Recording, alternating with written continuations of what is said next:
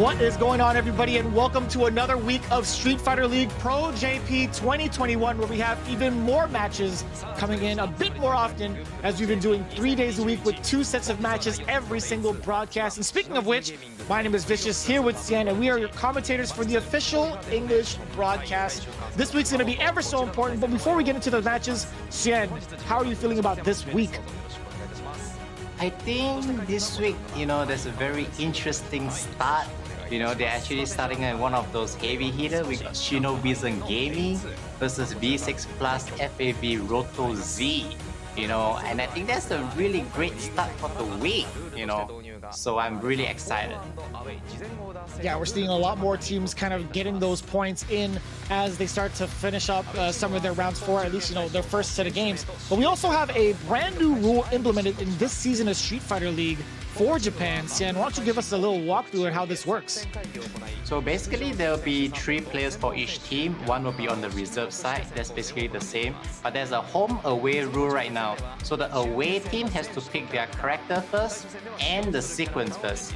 The first 2 matches will be a best out of 3. And the last match will be a best out of 5. And that will be a 2-point match for the last match. So the last match is actually the anchor match, which is also a very important match because it actually has more weight, more points, and you play more rounds. You're absolutely right, and we're going right into it, right? You talked about Shinobizen Gaming going up against V6 Plus FAV Roto Z as one of the big matches today, as well as Camouflage Detonation facing off against Saishunkan Seoul Kumamoto. We've talked about some of these teams already so far, and how important it is to be in the home position, or at least the home team, where we get, pretty much the counter picks going in terms of the order as well as the characters. And we've seen how that's played out for a couple of these players, right? This is the current schedule we have so far. We've seen a little bit of these games come up a little bit more often throughout the week. We're going to have a pretty much 3 days of Street Fighter League this week. Yeah, this week will be pretty happening, just like last week. They're getting more and more of the matches going on. Today, it will be Shinobizen Gaming versus V6 Plus Roto Z, as well as Team Detonation versus Saishunkan Kumamoto. We got the old rivalries, Itabashi and Memo is gonna be coming up, so I do miss their handshake rivalry since the last CPT, and I really look forward, to see what they'll be bringing on today. That'll be a dream match to be seeing them both, playing against each other on the anchor match. Right, you have 2 big heavy hitters, right? But before we get into the matches, we've seen what had transpired in the games beforehand between Good 8 Squad and Nagoya Oja Body Star, with a full-on sweep 4-0 again coming from the Good 8 Squad, and from the home side as well, being able to get full advantage of the new system. Gyogun actually getting themselves 3 points this time around over Mildon Beast 1 with a very solid performance coming from Mizuha and Mago towards the end. And of course, you can see how it's all ranked up. Good 8 Squad still at the very top with 13 points. V6 plus FAV Roto Z with 10. Mildon Beast following in 3rd with 8 points. Shinobizen Gaming, who will be playing today, over at 7th, just tied with Gyogun with 7 points as well. And then you see the bottom 3 with Body Star at 6, Team Soul at 5, and Detonation still trying to get some W's on the board with 3 points. And the interesting is today, if FAV Roto Z actually wins, they want to have a 4-point sweep today. They will actually take over Good 8 Squad, to be on the first place position. If they actually get 3-1, there'll be a tie, so that isn't really too bad. So that's saying they really want to be getting, the win today so that they can actually, move up on the table. Being on the lead on the top 2 or even the first position in that early of the league gives you a lot of confidence boost moving into the following matches, and I think that's what they want to be doing right here. It makes sense, right? If you're taking a closer look, for those at home that are taking notes on the point system, you might be asking yourselves, hey, how come FAV Roto Z, their team has 10 points currently? Well, the fact of the matter is, with this squad, you have Sako You have Tokido as well being part of the team. Tokido actually took down the pregame tournament, just to let you guys know. That didn't really get broadcasted as much on like YouTube or whatnot, but Tokido winning that entire tournament gave this team an extra 2 points alongside Ryusei, as you just saw, and of course Bonchan. Hey, happy belated birthday to Bonchan's twins, by the way, fellow Libras. I think I saw that post earlier. But this is what pretty much makes team V6 Plus FAV Roto Z. Yeah, and the thing is, this team is so scary even though they're on the away side, because any one of them could be on the anchor side, you know. But so we're interested to see what will be coming up. So right now we'll be seeing, you know, Team Shinobizen Gaming. We got Momochi. He has a wide class of character right there. And then the Ninja Fujimura, who doesn't play Ibuki anymore, but has a lot of character as well. Now meaning, you know, mainly Kami. Higuchi, the very young player. I think he believe he's 20 years old right now and is being as awesome as usual, taking out the anchor match 2 times in a row. Otani, the Akuma, which also has been playing real. I'm not sure which is his sub and main character, but both characters has been pretty good. So I'm pretty looking forward to the reveal of the away team, or which sequence they'll be moving. Give me a guess. Tell me what you're gonna go for. Or the away team, who's actually going to play for it? Oh, that's kind of tough. With the last time they played, I believe Sakonoko was definitely the reserve, but I think Sako's going to be playing at least. That's going to be one of my calls. He has to be playing again today. And he is. He's going to be the anchor. And this is an all-star lineup, Xian. Tokido, Bonchan, and Sakonoko? This is broken. This is the lineup, you know, they really want to clip that 4 points today. Like, I'm no disrespect to Ryusei. Ryusei is a very good player, but then this lineup is gonna be putting some headache and some smile right there from team Momochi, you know, Shinobizen Gaming. They look at the, I think they already have a pre-plan of what is gonna come up. So, what do you think is gonna be facing out on the first player though? Ooh, okay, so Tokido is the first one up to bat, Bonchan afterwards, and then following suit with Sakonoko as their anchor. When you're taking a look at the matchup, Tokido has been rocking that Urian for quite some time. This is gonna be kind of tough. Who's gonna be their reserve? Actually, I can't even tell. First and foremost, but I feel that Otani has been the reserve for very long already, like at least 2 times. So I do believe they will be putting out one of those young guns out, you know. So I think Otani has a good chance of coming out, you know, not as the reserve at least.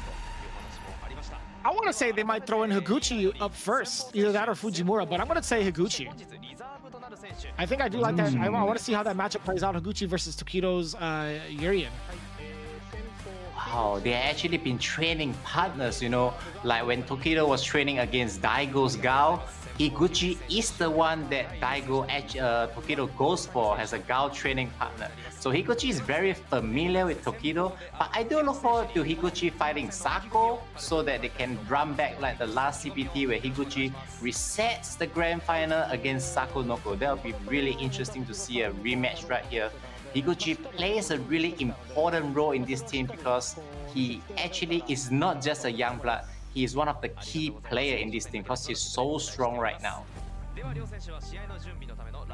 I'm taking a look at how often Otani has played for Shinobizen Gaming. He actually is the reserve again. He actually is on a losing streak. Well, not a losing streak, but he hasn't won a game yet. But Higuchi, as I called it, he's going to be the first one up. A big change-up from the last time we saw him play. He was the anchor against Tachikawa from the face-off against Detonation. This time, he's going first. Well, really interesting because we know that Tokido has been practicing boxer with Higuchi, you know, in order to beat Daigo last week 3-0, you know. So this training partner combination where now Tokido is on the away side, he cannot bust out, you know, his boxer right here. No, so you have to go with his main Urian, but you can have a lot of confidence that he knows the matchup very well. That's a very nice history between these two players, and I really look forward to see how this is gonna play out. Very curious about it as well. I mean, you've practiced, or you've talked about how often Higuchi has helped Tokido shape up his swords for someone like Daigo, but like you would think with that amount of experience, would there be enough to hold back and be like, all right, well, I know exactly what he's capable of. I trained this man. I think I have what it takes to take him down in an official tournament Street Fighter League setting. And especially Higuchi actually broke his first win against Tokido in the last Topanga League, beating Tokido 7-4 in a long set format. That's the first time Higuchi actually beat Tokido, and that's a very big breakthrough because Higuchi actually comes off as a position, more like apprentice, you know, which is one of the youngest player. Higuchi 2001. When you see 2001, it's so unfamiliar because he's born in 2001. He's so young that he put 2001 as his birth year on the CFN. So this young guy is gonna go up against his master again. So I'm really looking forward to that. So we do have a little bit of a trivia coming in from Otani, part of Team Shinobiism, right? Otani being the reserve player, he's actually sharing the same house with Tachikawa and Jun Takeuchi, and it felt quite tense during the league period. He hopes to have a good meal with the two of them after the league ends. But as it stands, everybody is pretty much enemies at that point in that household, I feel like. Well, except for Tachikawa and Jun Takeuchi, because they are part of the same team. But Otani, again, being friends with those guys, it's like, you know, no hard feelings during league time. Yeah, I do think that these young players staying together can be the future. Right now, they are not as strong as the OGs, but we don't know, one day, 5 years down, 3 years down the road, they may be the names that everybody heard of. Something really interesting about Tokido is that he actually really studied the Gao matchup a lot because he see himself as a rivalry, or Daigo as a big enemy. So I do think that Tokido has a little bit of edge in this matchup against Higuchi. And so we do see the away team pretty much setting themselves up. Tokido is going to be first at bat with the Urian.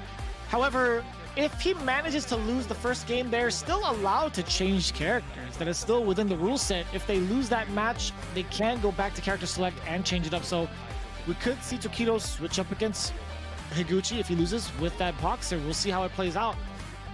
But as it stands right now, I think Tokido is going to be sticking to his guns, at least with the Urian. That's very interesting because like I haven't seen anyone on the away side switching characters after they lost. So I think this may be one of those times where like we may see a boxer coming out since he has practiced so much, you know, of boxer against Gao that he's confident enough to bring it out against Daigo. So I do want to see Tokido get that first loss right now so that we can see the boxer. And we'll see what happens. Very excited to see it. Again, it's going to be Tokido going up against Higuchi. I actually wanted to ask you, you talked a lot significantly about the new guards and how much of an impact it is seeing these kind of newer generations set the pace while having the newer generation, or sorry, the older generation pretty much teach them. Who do you think has been the strongest of the new guards so far in Street Fighter League, if you could pick somebody? I know Higuchi is definitely the one that you have your eyes on, but is there anybody of the newcomers that have kind of stuck out to you thus far? I think there's no doubt it has to be Higuchi and Kawano. I think both of them has not only really became stronger in terms of gameplay, they actually have real results, you know, and beating so many OGs, winning championship, you know. So it has to be the two of them. So let's go straight into the match. We got Higuchi being at the start with Gao, and Tokido with Urian. His famous medium kick and EX tackle is gonna come into play. See how it plays out. Game number one incoming already. The Guile versus Urian. As you could expect, Higuchi versus Tokido. This is best of three, worth 1 point, and so far it's been pretty aggressive. Both have been swinging just outside of each other's ranges. With an early tag right there from Higuchi, Tokido is just slowly moving in a very fast way, putting Higuchi into the corner right here. I really like Tokido's approach when it comes to fighting Gao. I feel that you can learn the most from Tokido's approach when it comes to fighting Gao. He always plays a very stable way of walking his opponent into the corner and at the same time, you know, having a good strategy. And doing a fantastic job of pretty much keeping his charges ambiguous as well, moving pretty much about against Tokido, finding ways with his Sobot, but still, here comes that moment of truth where the trigger activation. That was... I thought he was going to be free of that. No, sir! Tokido locking down Higuchi with both triggers. Both activations in the mirror, getting first round. There's definitely a combo into the second mirror, the jab. He dropped it into the headbutt, which you have combo into big damage. I see Tokido dropping that combo a lot. You know, it requires a little bit of execution when it comes to the charge, so it's a little bit of a pity. You know, I thought that Tokido would have mastered the execution, you know. I hope to see that combo a lot more often from Tokido. Nice bumper is putting him into the corner again. Yeah, Tokido's doing a fantastic job of getting these punishes in against Higuchi, right? Just in and out of these ranges that we talked about. And we talked about his utilization of the medium kick. Damn, that was a big jump in. Past the Sonic Boom. I like that. Critical Art incoming. He's not dead yet. Well, Tokido hasn't jumped a single time, and the moment he jumped is so on point. 2 in a row against the Sonic Boom. I really like Tokido's jumping timing. It's so unpredictable, you know, even though he seems like he's staying on the ground, you cannot assume that he's not gonna jump in this matchup. I just thought about it. It's so interesting seeing Tokido go back to Urian. And I don't mean in the Street Fighter V way, because he was a third strike Urian player as well. He has a very famous third strike Urian, you know. It's very interesting for him to see him going back to his roots right there. It seems like he's not playing Akuma anymore as well in this season. This really looks like his main character, you know, for a longest time rate. Heck, you could even say the same for his Balrog, the way that he played Daigo and pretty much demolished him in that matchup. You could say that Balrog is pretty much his main as well, so it's been a very interesting evolution of Tokido for Street Fighter V. A little bit of disbelief there as he got thrown about by Higuchi too. I would be very interested to see what other character actually Tokido will be using his boxer for. You know, because so far it seems that it's pretty specific against Gao. So Tokido is charging up ready with the V skill. So the powerful of this V skill one is that now he has armor in his attacks right here. So Higuchi needs to be careful of the boom because Tokido can EX tackle on reaction against the boom, you know, because of the armor right there. Yeah, and that could lead into an activation into trigger as well. That could have been huge off of the medium punch. And you saw it right there. Tokido tried to blast through, what was that, an EX Sonic Boom? That was so high level right there. Like Higuchi knows what he's trying to do there and went straight for the EX boom instead of the normal one. So great defense right here from Higuchi, getting out of the mirror sequence 2 in a row.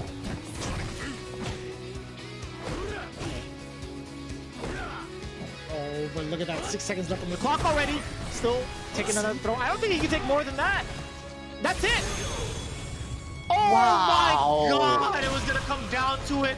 Higuchi with a really smart read. So during that round, something really interesting happened when he got the throw because Higuchi actually got up from the ground because Urian CA can actually do a OTG, which is you can combo off the ground. So you can see the amount of matchup knowledge right there from Higuchi to wake up in that instance. Most top players would have just lay on the ground and get hit by Tokido CA, which is something that Tokido has done a lot against a Gao or like his opponent using Urian. But would he have had enough time because of the startup animation of the critical art? There's about 5 seconds left, you know, so I've seen a lot of 5 seconds where Tokido did a throw in the corner and land the CA because opponent refused to recover right there. And Higuchi, knowing that, recovered the first time and not the second time was very impressive. I see. That does make a lot of sense, yeah. I was gonna say, like, you know, if he had stayed there the second time and just, you know, left the timer rock, that would have been so good for Higuchi. So very good awareness there overall. And just the EX flash kick at the last second, preventing Tokido from getting the Metallic Sphere chip, so smart. Yeah, there's so many details in just that 5 seconds alone. Like, was so sick that it's really worth mentioning, you know. So now, Tokido having the full trigger right here, the game is not over. Right when you see that, he walks into the chains, right? The chain of normals, the crouching short, that's so far reaching, and Higuchi getting a full conversion off of that as well. Very impressive so far. I don't know if Tokido is gonna bite though. I don't know if he's gonna switch over to Balrog. It looks like he's contemplating it, but that'd be interesting. Is he gonna do it, Xian? Oh, he might. Tokido, something very similar between Tokido and Daigo. They always do it for the crowd as well, not only for the game, which is why they are so interesting to watch.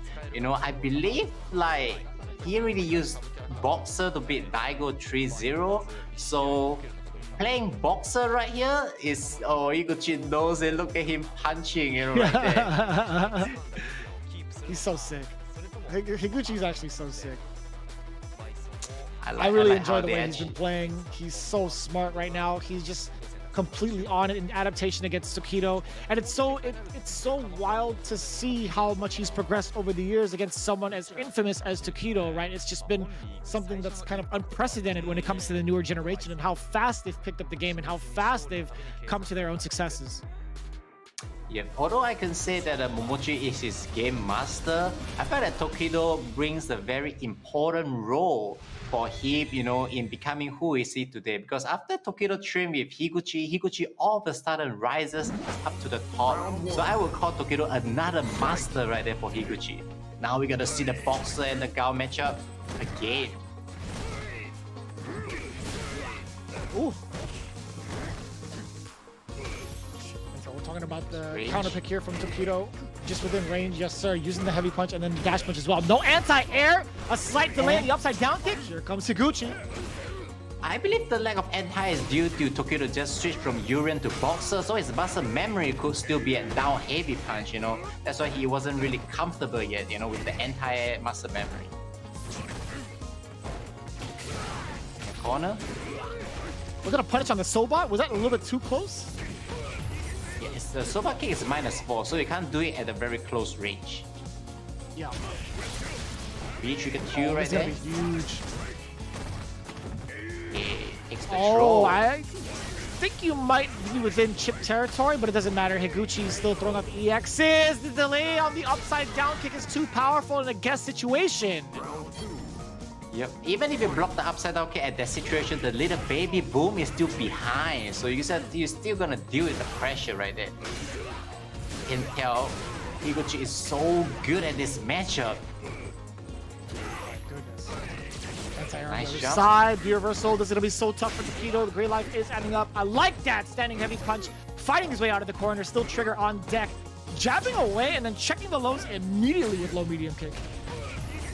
You can also see that Tokido has been using the down heavy as an anti-air still, you know, that's because of the muscle memory right there from his Urian, you know, but I don't know if he can adjust in time to be using the medium punch as an anti-air. All tied up, final game, final round between these two. Critical Art is going to be on deck, but still, Higuchi opts to go for an opening EX Sonic Boom to keep Tokido in check, but here he comes walking in with those mediums, trying to out-poke Guile and counter-poke him as much as possible and force him into this corner. Look at Higuchi's timing of the boom right here. He's so good at it. He's making sure that Tokido don't get the chance to do the B skill to hop over the boom.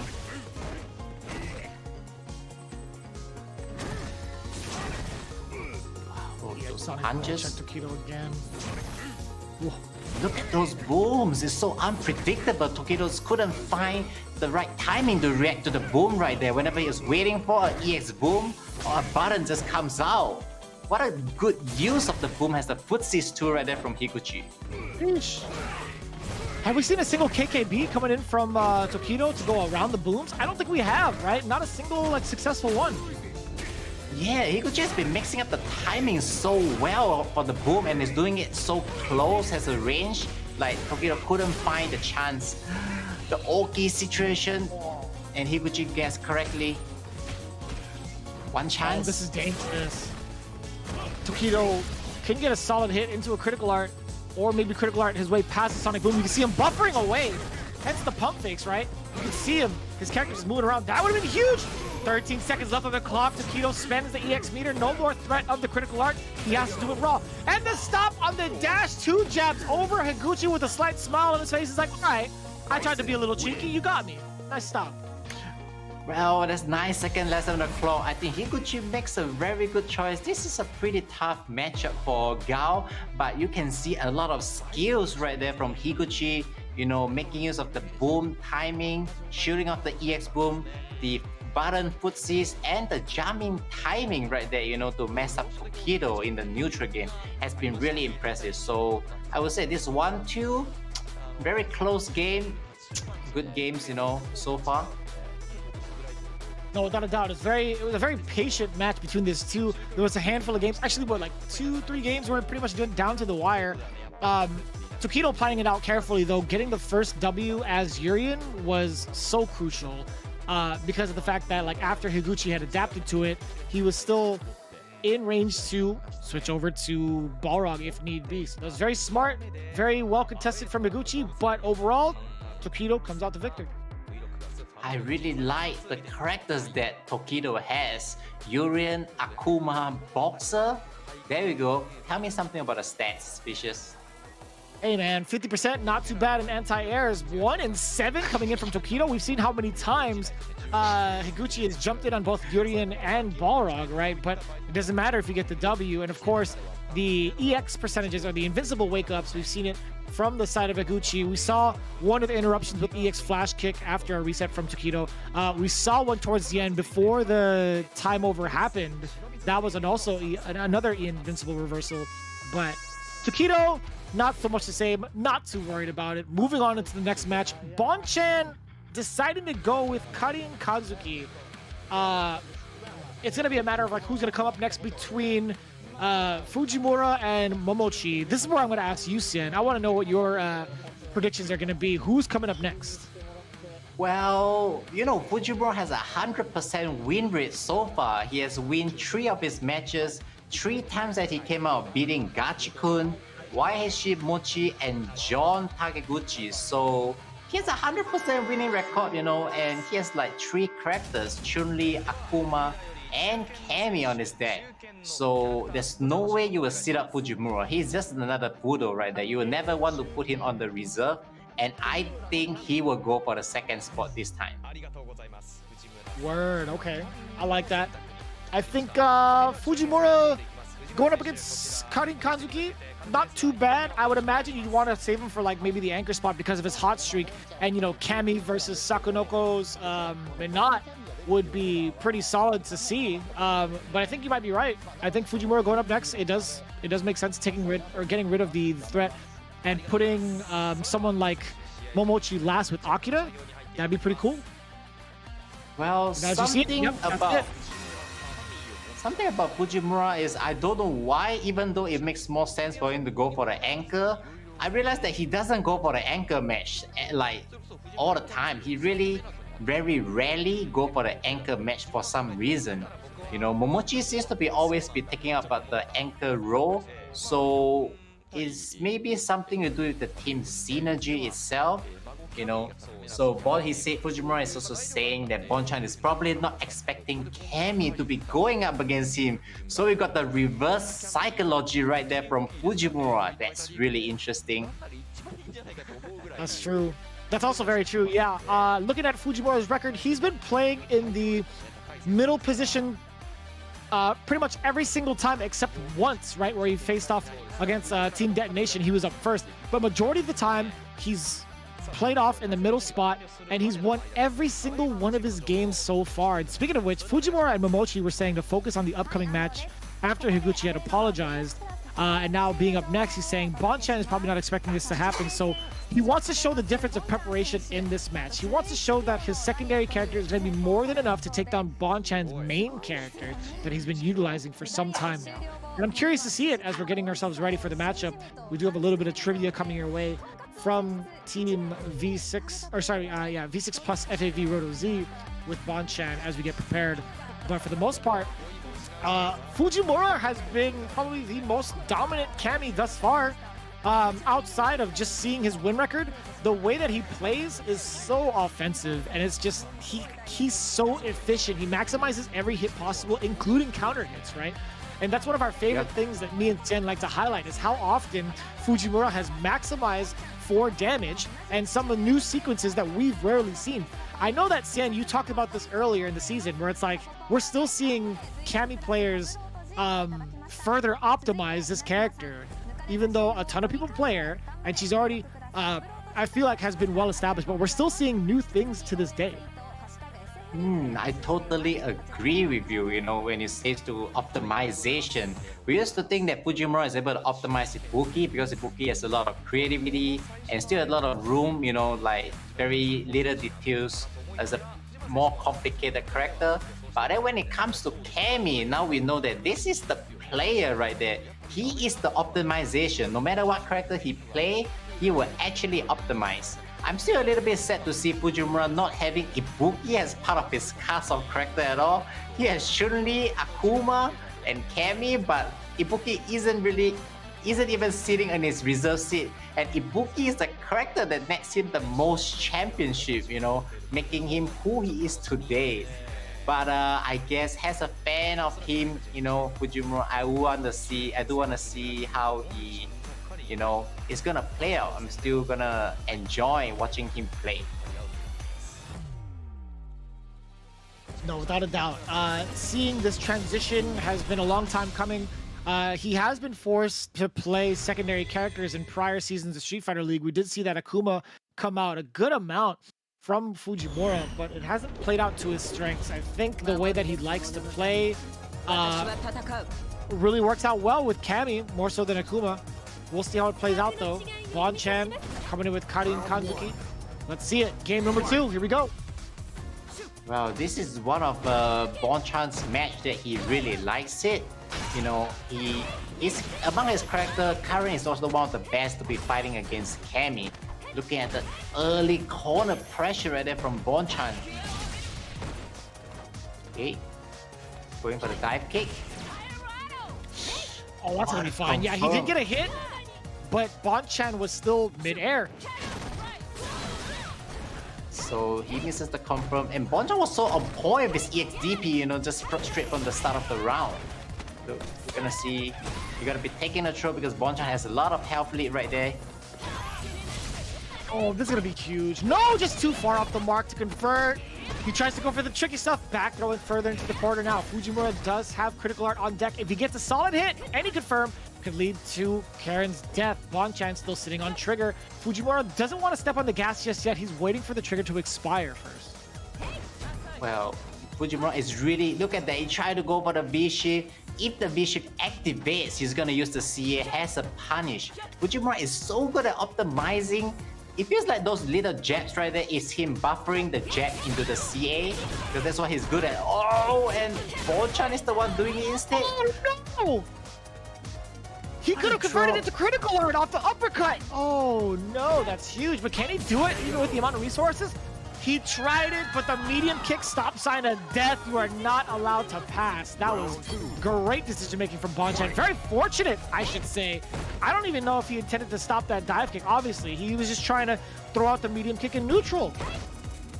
Yep, I think that was a very big drop right there from Fujimura, very surprising. He's actually got the win ready, so now he has to puck himself back, and step up his game right here.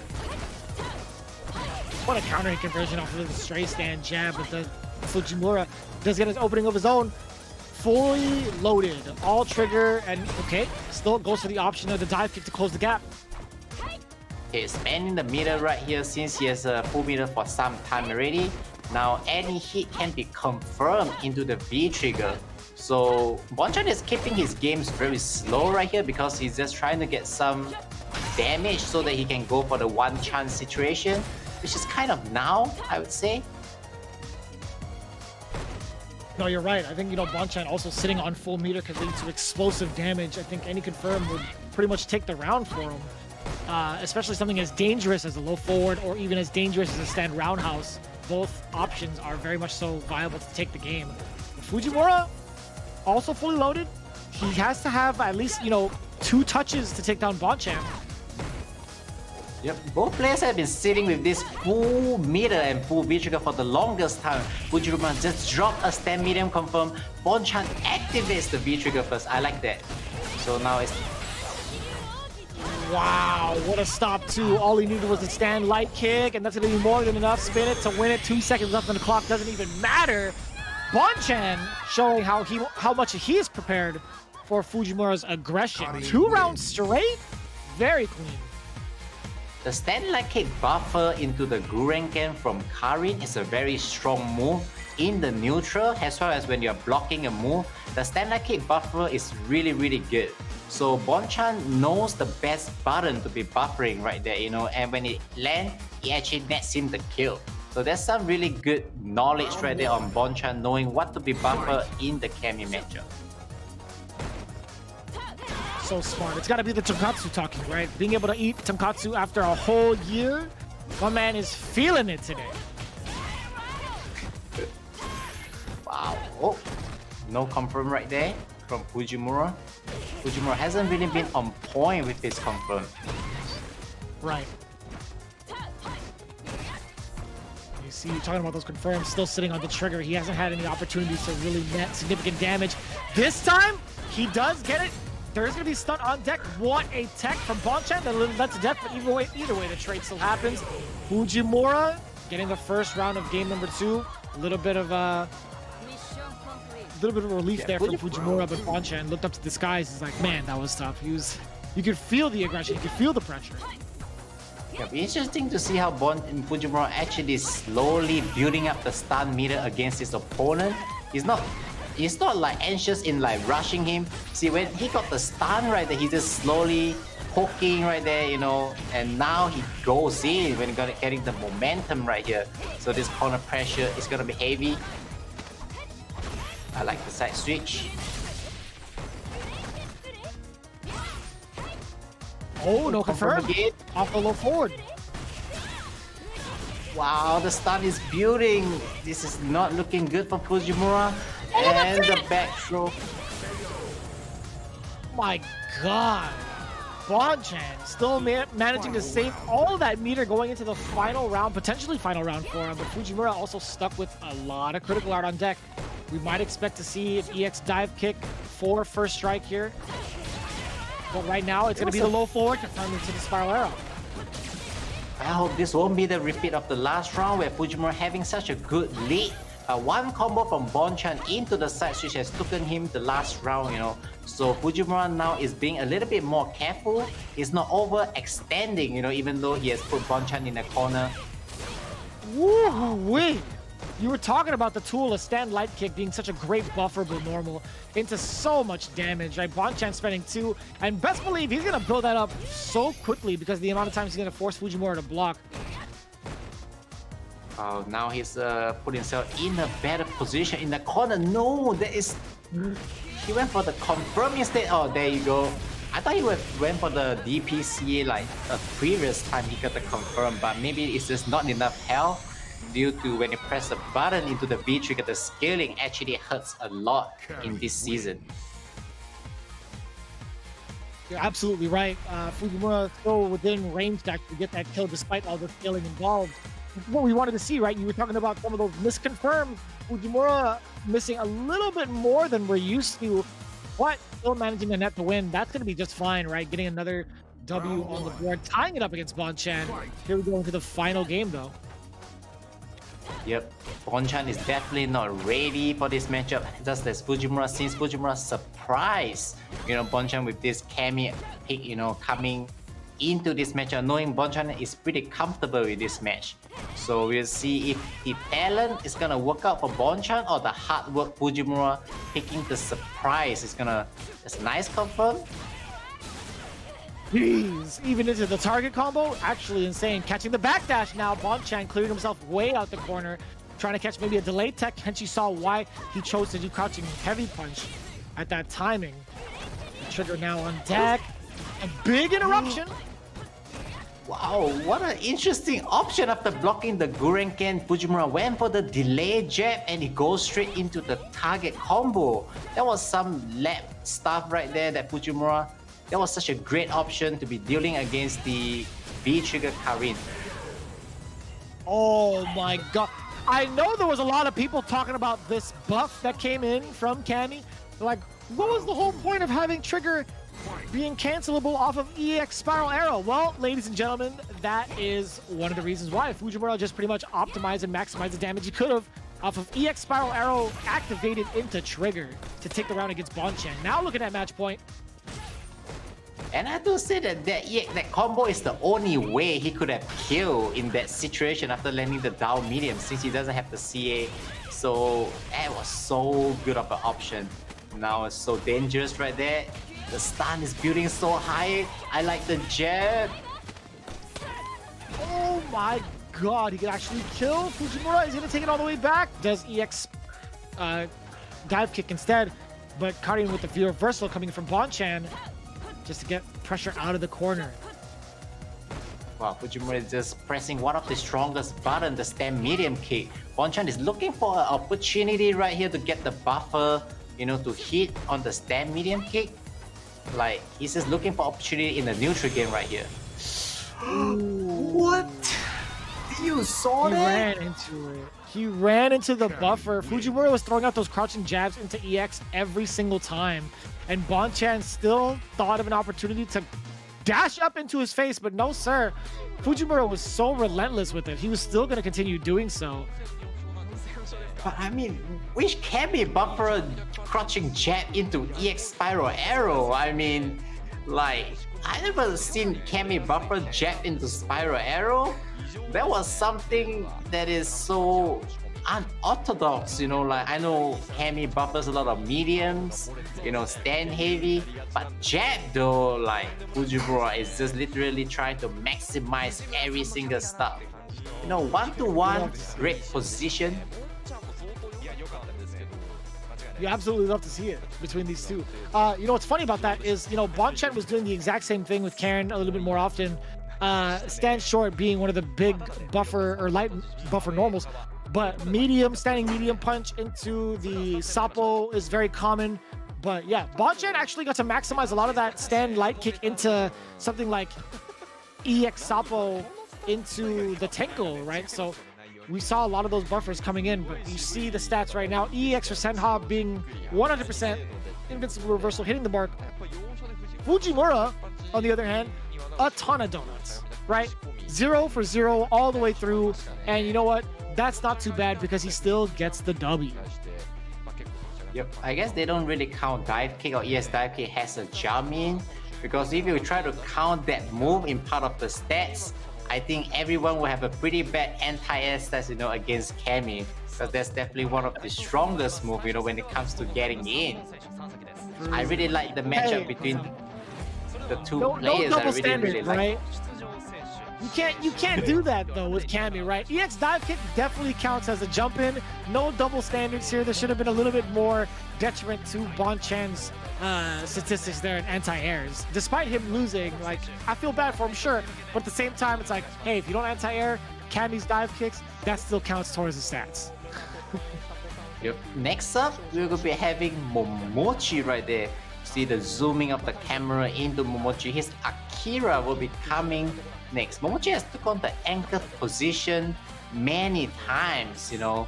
So he's very experienced. He has won championship in EVO Japan, in, you know, Capcom Cup, EVO. He has won so many championships. There's no unfamiliarity between a player like Momochi to be holding on the anchor position. So I would like to see how he's gonna face up against one of the oldest veteran who is still really, really good, Sakonoko.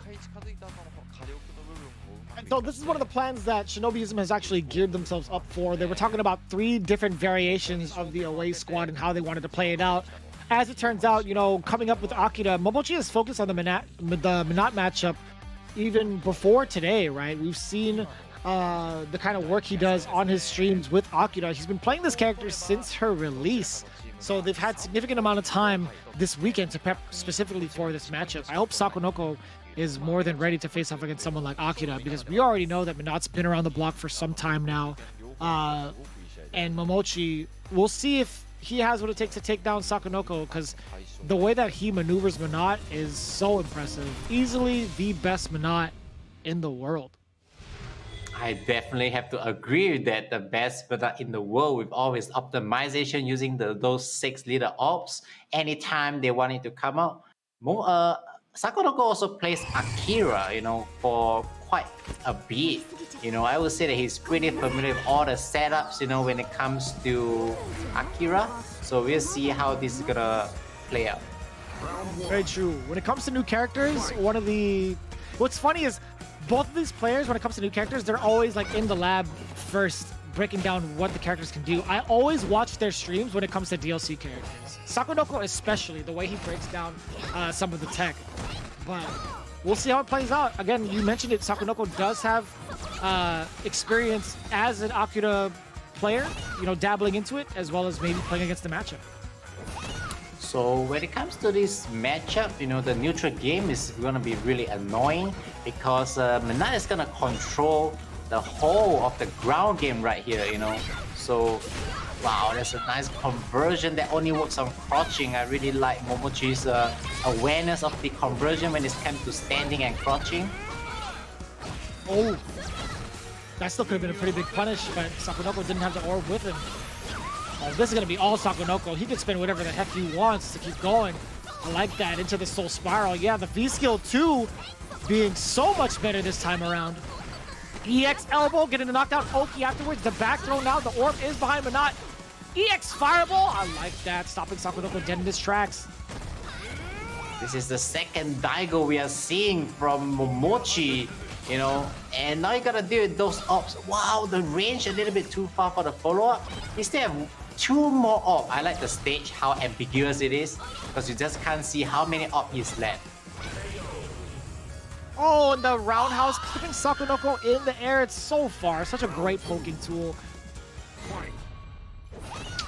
That was one of the best buttons when it comes to Akira, Like, it doesn't combo into anything, but just the range alone, makes it a very powerful button to be throwing out in the neutral game. I agree. And if it catches Crush Counter, it sends the opponent pretty far back. You may not get the best Oki, or actually any Oki off of that, but still, it's pretty significant enough considering the range. And I like that usage of EX Fireball. Again, we talked about it, right? And this is V-Skill 1 Akira, by the way. Normally we see the air combo stuff, but not this time for Momochi charging up the Fireball. So when you get V-Skill 1 for Akira, you basically get an enhanced version of the Fireball, which is really good. You can get more combos like what his Momochi is doing right here. So that's very strong when it comes to the neutral game. Anytime you get a stand heavy kick crush counter, although you don't get Oki right there when you crush counter opponent, he get to charge his V-Skill 1. So he has an enhanced Fireball at any part of the game in the later, so that's actually quite a good way to actually use it instead of just charging, and you may end up getting punished by your opponent. And it's a little different too on the way down. If you use like the air Fireball, you could use it for more pressure, and if it hits, you could use it to get into a combo because of how much it lingers afterwards. I've seen a little bit of tech on Twitter utilizing V-Skill 1. Hopefully Momochi gets to exhibit that today against Sakonoko. Let's see if it works out. Here we go, game number 2. And honestly, this is my first time seeing Momochi using V-Skill 1. Like in the tournament. He has always been playing V-Skill 2, and look at the orb right there. It's so far away. Saku wants to get the orb out, so that he can have more tools to be playing around with. Oh, what my a nice God. buffer. That was actually a punish right there, when Menat had the orb outside of it, when they do a sweep into the absorb back of the orb, it's -5. So Momochi recognizing it, going into the stand-like kick, which is 5 frame for the punish, is really impressive. The matchup knowledge right there from these two players. Sakonoko trying to get this stun, but no, the interruption. Here comes Daigo. It's going to be a side switch. No, does get the block. Sakonoko, excellent defense up until that point. He does get thrown, still at a slight life lead now. Well, now he's in a pretty good position for the use. That with punish. That was impressive. Those swift punishes right there. That was Using a broken. EX. Use the EX as a whip punish. And then throw baits with the instant air fireball. That was actually so good right there. So right now, Momochi has the B skill one loaded already, so Sakonoko has to be pretty careful when it comes to the neutral game because the EX Fireball may come out any time. You know, since it's get a rebound combo when you get the B skill one charge. So, wow, the way Momochi is using the Air Enhanced Fireball for the B skill one instead. Such a great optimization of what he's using right here. Oh, this is huge. On the other side, V-skill charge up. Oh, that was sick. That was a nice combo, you know, still getting the V skill 1 charge right there. Not the usual V skill 2 thing that you see. Man, and he's stealing turns away from Sakonoko right after the EX elbow. It is -2, but it's no phase. Sakonoko does get the trigger activation. So we're going to see a reset coming in soon. No, he goes for the knockdown instead. What's the setup? Forward throw. EX uppercut, get off me, coming from the side of Sako! Excuse me, from Momochi, but Sakonoko letting the orbs rip! The last second. Using up the orb at the right timing, you know, 2 of it, and then dashing up for the combo, that was really, really impressive, you know, from Sako. That's what he's also known for, the use of his orbs right there. Now Momochi getting the V skill up loaded. He have the choice of using the EX Fireball or the Air Fireball, which has that really good trajectory, a different trajectory I would say, to beat up like anti-air, you know, normals. Yeah, and if he gets it at the right positioning, like up close, he's still able to continue the combo, which is pretty dangerous if, and only if he has that V-Skill 1 charged up, which he does right now. I really like how Momochi is charging his V skill 1 upon seeing Sakonoko with his stand heavy punch. So he's always finding good moments, you know, to be charging his V skill 1 and using his, you know, punish against the Menat. Speaking of, oh boy, big roundhouse and the low medium kick, still not committing to it. I don't know if he wanted to use a light kick, light Tatsu. Maybe it would have reached. Okay, we got a B-Trigger activated right here. Sako drops that down medium kick conversion, but still get a hit right there. Pretty nice. You're gonna see a reset for sure. What reset is it gonna be? Takes the throw. Another one. Close to critical art. That's gonna be a chip damage, but still there's reversal coming in. Oh, this is dangerous. Oh, you're dead! Oh. Yeah, you're actually dead no matter what. Even if it was safe, you're still gonna eat critical art. Momochi actually missed the confirm in the ES. He may have committed to it because he does need that hit at the end right there for the kill. You know, I feel like there's so many chances Momochi could have taken out this round. But, you know, just a little pity, you know, 1-1 is not a bad, you know, start, you know, for Momochi. So we'll see how Sakonoko is adjusting to the gameplay of Momochi from here. I gotta watch that back. I think there could have been a better sequence that Momochi could have done after the Daigo activation because it hit, right? He could have jumped over, thrown out another normal, let Daigo hit, or even like go into an EX before Daigo hits his second part of the activation. I think it's because he hit the stand heavy kick on has a crush counter in the air, which is why the conversion is a little bit awkward, you know, to do like the standard ones. That's true, yeah, he was mid-air, you're absolutely right actually. Okay, now we got a little nice, the EX Fireball. Sako is very careful of all those V skill 1 Fireball in the neutral whenever Momochi has the charge. You can tell the matchup knowledge is there for these both players. Yeah, and Sakonoko doing a fantastic job as well, trying to keep Akira at bay with the orb. The recall is there, and V-Skill also to build some of that V-Gauge against Momochi. Momochi, you can tell he's looking for an activation or at least a roundhouse crush counter, but he has to get a lot closer than that if he wants to get this trigger activated. How many stand heavy kick does Momochi misses the reversal punish? This is the second time Momochi has missed the reversal punish. Menat is vulnerable to attacks when he uses reversal, so Momochi has dropped the punish twice against Sako already. He has to work on his timing right there, that's for sure. Still plenty more matches to go. Again, this is best of 5. Sakonoko looking to take game number 3 of his current lead, and the way that he's been playing so far, really setting in the frustration against Momochi. Full critical art on deck as well, so you're going to see a little bit of meter usage possibly. But you can see those 2 bars of each other waiting to get spent from Momochi. How is he going to do it though? He can't get past all these normals. I have to say, wow, the jump in, the first jump from Momochi, that was so on point. I want to say that Sakura has been like really dominant in the neutral. Momochi has just been throwing out stand heavy kicks so far, but nothing much. Yeah, no B skill 2 right there. If not, could have extended a big combo. Now he's chasing for the stun. Sakura got away. There's the big one. That could have been huge if he got the stun. He actually would have killed, but now Sakonoko with 4 orbs remaining, keeping himself safe no matter what. There's one firing away, and it catches Momochi. That's going to be critical art incoming no matter what. Sakonoko getting game number 3. 2-1, 2 rounds straight, very dominant, good defense getting himself out of the corner and out of that stun position. That was absolutely game-changing from Momochi almost getting the stun right there. You know, became Sakonoko getting away, activating that B-trigger, and it just totally changed from Momochi's favor into Sako's favor, and then Sako getting a confirm off the ops into a full combo. Very high level match right here. No mistakes allowed for both of these players of this caliber. Yeah, and Sakonoko has really been making the most out of it. When you're talking about no mistakes allowed, I feel like Momochi has done that a little bit more often than not so far.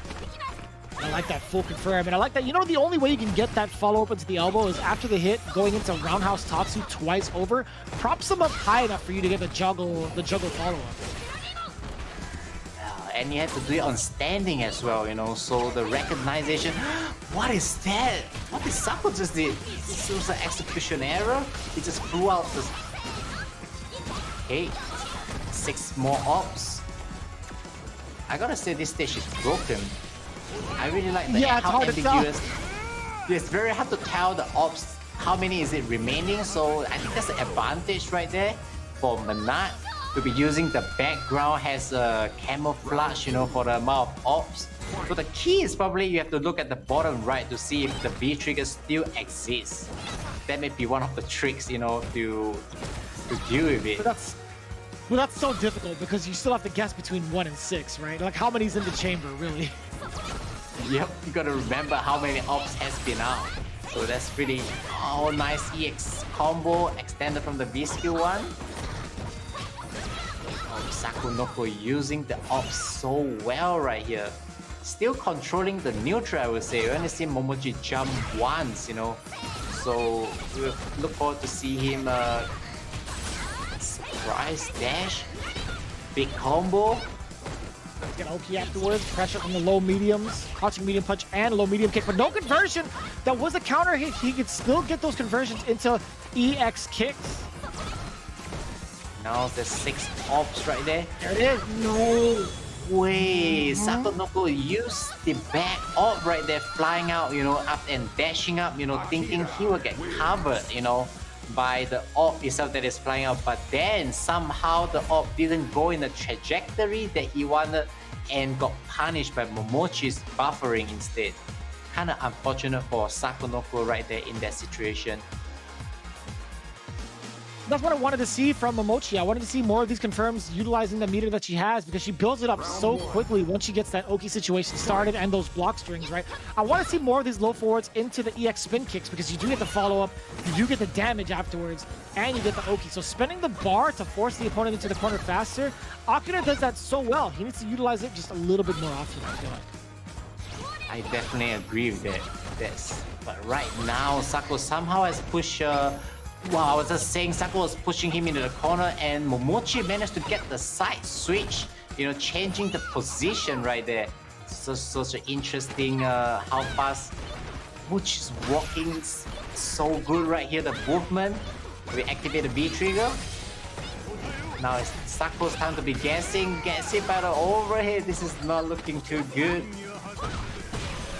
Oh, and the stun is just enough. And a back throw for more meter. I like this comeback here. Sakonoko with a slight smirk on his face. He's like, oh, okay. I didn't see this. I didn't think the overhead was gonna hit. Momochi has such a good start. Sakura has such a good start right there. Bringing Momochi in the corner and just bring back all the way. You can see Momochi's preparation so far has been looking really solid, I would say. We talked about it before the match even started, right? He was preparing specifically for Minot, utilizing V-Skill 1 for the first time that we've seen in tournament play. Oh boy, yeah, not punishable. That is -2, the EX elbow, but it's still such a great gap closer. You kind of feel it's synonymous with Urian's EX tackle. And another big conversion off of a standing Minot. So much damage on the board. Well, Sako's V-trigger on deck. That's how Sako gets his comeback.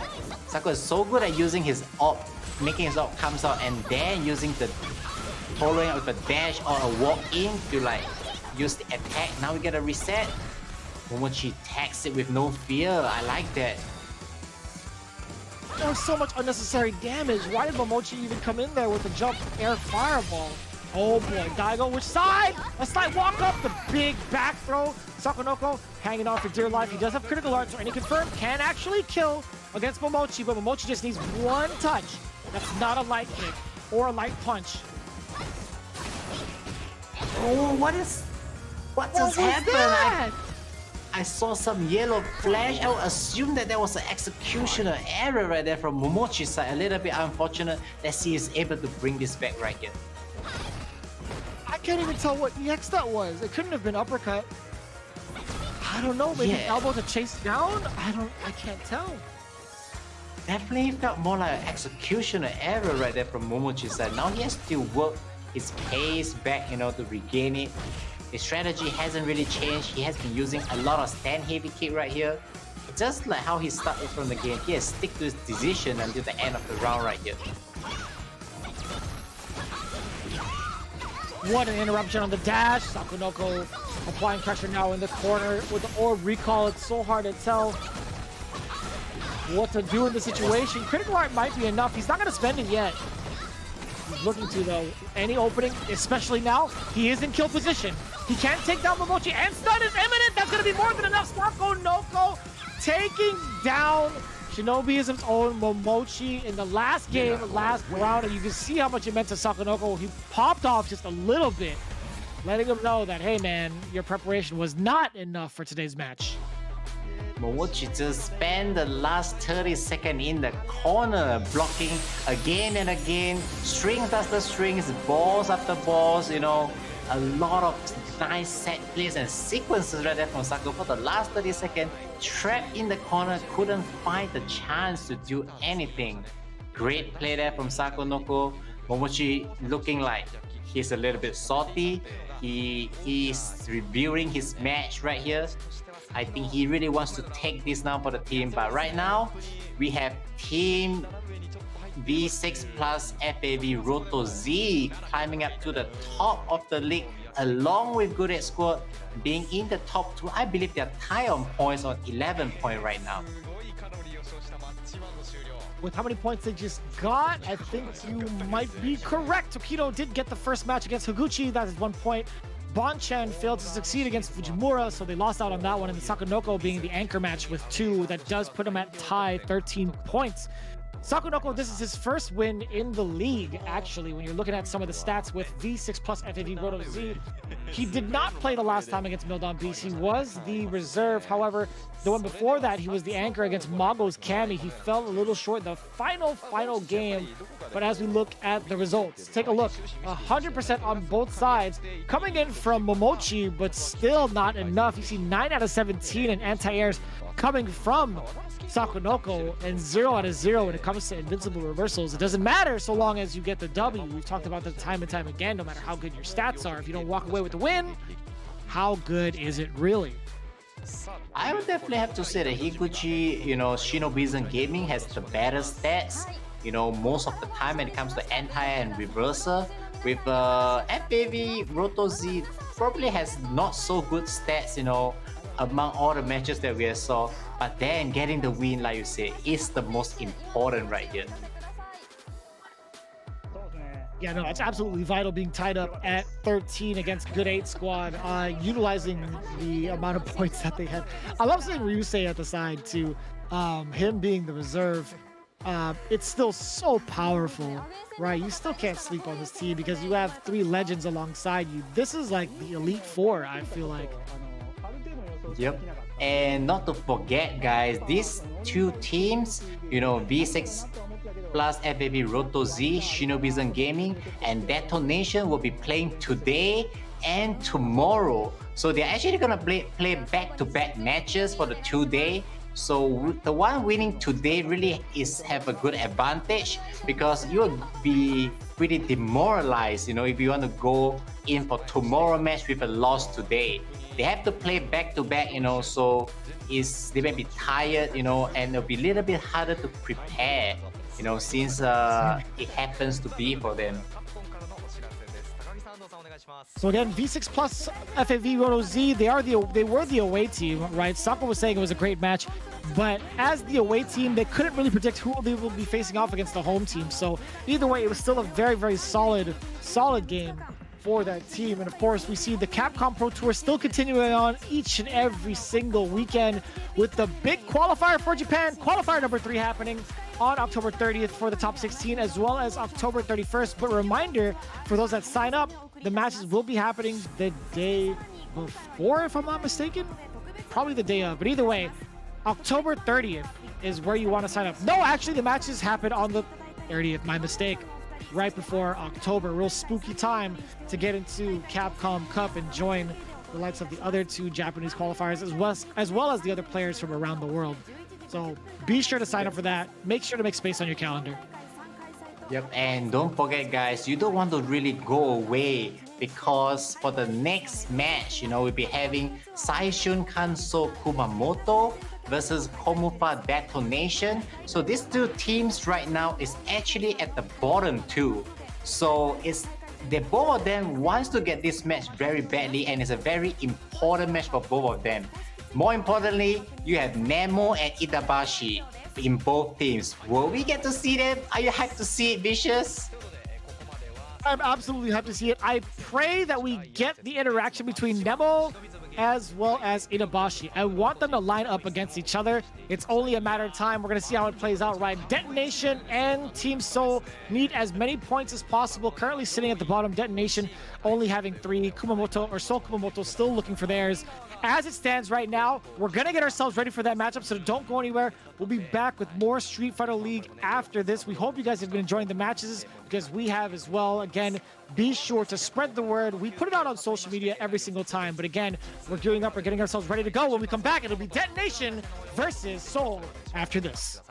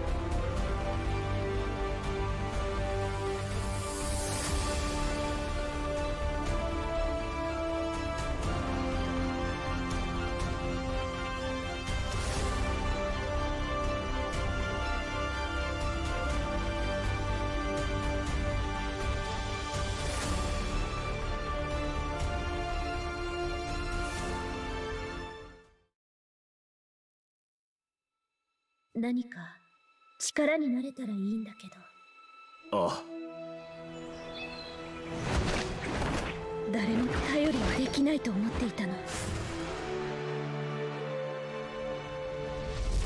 俺もだ。だが違う。That's good kung fu. I'll finish this. みんなで力を合わせれば何だってできるの。覚悟は決めた。一緒に頑張りましょう。ああ、行くぞ。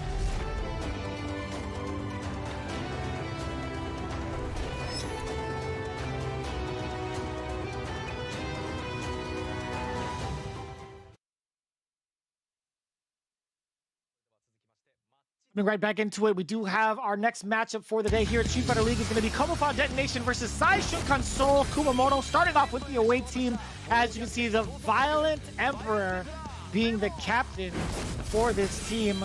A very explosive team at that. So let's take a look again. Shuto, two back-to-back Urians, followed by Nishikin, the Overlord, the Wild Beast, I should say, and of course, the young president. Yanai with that G, a very impressive one at that. Very excited to see if he's going to be playing up against anybody today and not be the reserve, because the last time he played, it was super impressive. So we'll see how it plays out. Yep. Nemo, I couldn't tell what was wrong with his face there. Maybe he had a little bit something to eat and didn't play out so hot. But he's going to be facing off with his team against Team Detonation King. BNG Detonation Omufa. This is the Itabashi has been doing pretty good so far. You know, he has both his grappler, and Nauman is someone I really want to see because he has sit out in the last 2 times as a reserve player.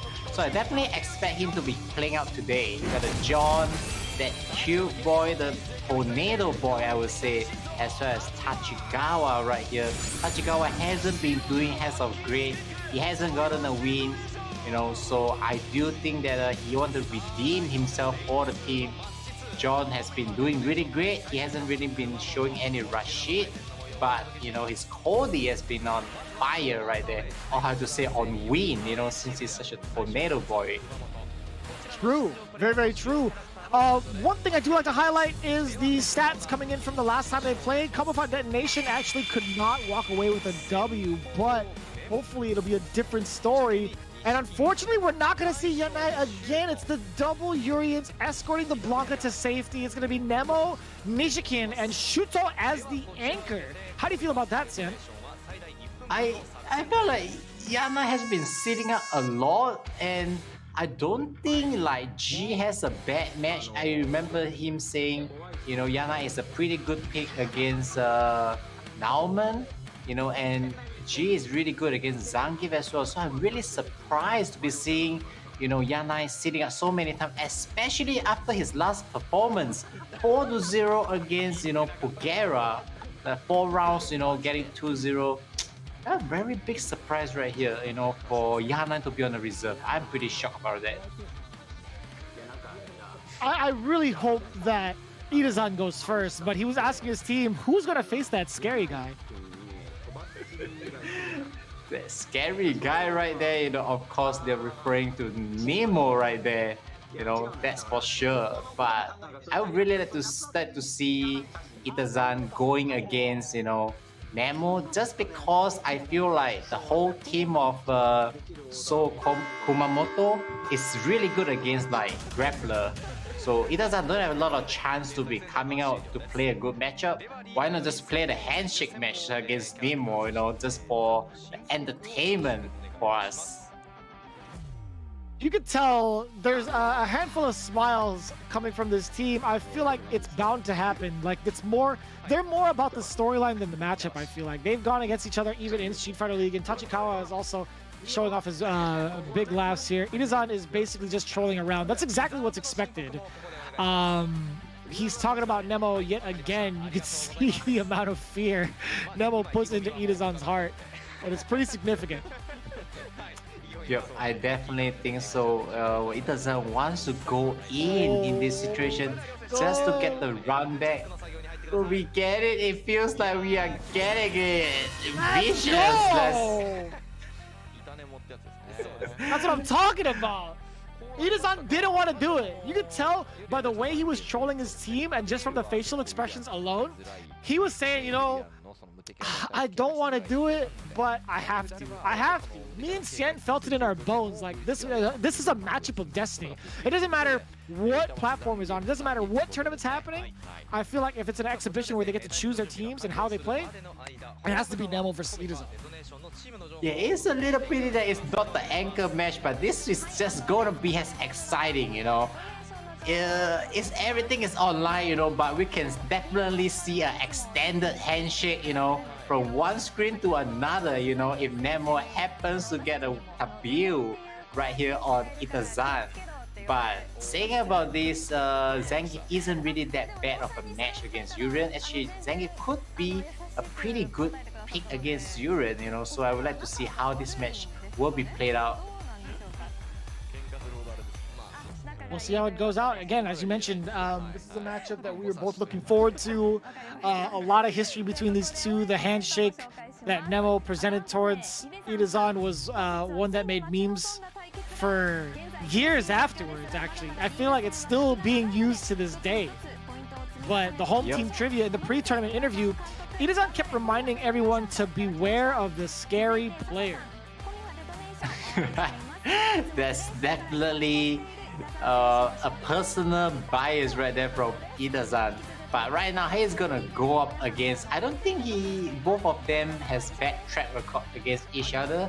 I think Nemo won more of it in this matchup, but Ida-san does beat Nemo from time to time. So that's what really makes them very interesting rival. And I will look forward to see who will be the one to actually get it, you know, for their team.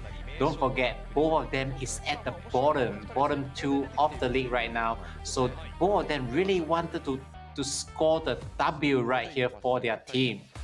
So I look forward to see who may actually came out from the top and not be at the bottom of the league at this time right here.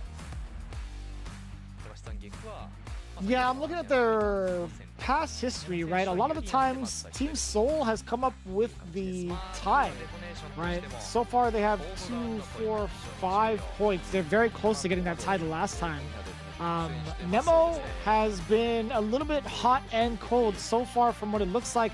He's at a 50% record, not in terms of like the matches won, but just overall playing, like overall like matches, not games, excuse me, but yeah, matches. He got 3 Ws against MOV in the anchor spot as Urian. He fell just short of Bonchan using Gil in the early phases of the matches, early phases of the league, right, as you saw. But since then, he hasn't really participated. That was a pretty close match right there from Nemo's side, you know. So just as expected, Nauman actually came out to play this time because he has been seated out in the last 2 times as a reserve player. So this time they will decide to sit out Tachigawa, which is absolutely logical. I just really want to see more Yanai right here. He only came out to play once, you know, and he done so well against Pugera. He has been in the reserve seat 3 in a row. I don't like that. I don't like it either, man. I would have loved to see Yanai take the place of maybe Nishikin, to be honest, because Blanca, I feel like, I don't know how strong he is, like in terms of being on the away side, being stuck with that character, like having, you know, the opportunity to counterpick. I feel like G, sure he can get counterpicked, but he's still such a big threat. He has such explosive comebacks. I totally agree. So back to the match, you know, Nemo going early on with those early sweeps right there. Wow, that target combo, breaking out the armor of Zangief, that's pretty good. Now we got some guessing game right here from Itadashi. Activation mirror right here. Target combo into the mirror, that's right. Already into the corner with the chariot tackle. Tech throw, right, big time from Ninjazan. This matchup looks a little bit horrendous right now for Zangief. I wouldn't say it was that bad, but I think the B shift, you know, did change a bit. of the meta between the matchup between Zangief and Urien. You know, only they will know who exactly has the V-Shift meta changed towards his favor, which you can see right now as well. It's true. Here we See how it plays out. So much A lot of target combo V-skill. right there from... Wow, that was a nice charge back heavy right there from Itazan. You know, making full use of right there. I really like the stand heavy kick catching on the back dash, the EX tackle nerf right there from Urien, and the good beat from Nemo. I like the pace that Nemo is playing right there. If you guess correctly every single time, Zangief can't do anything.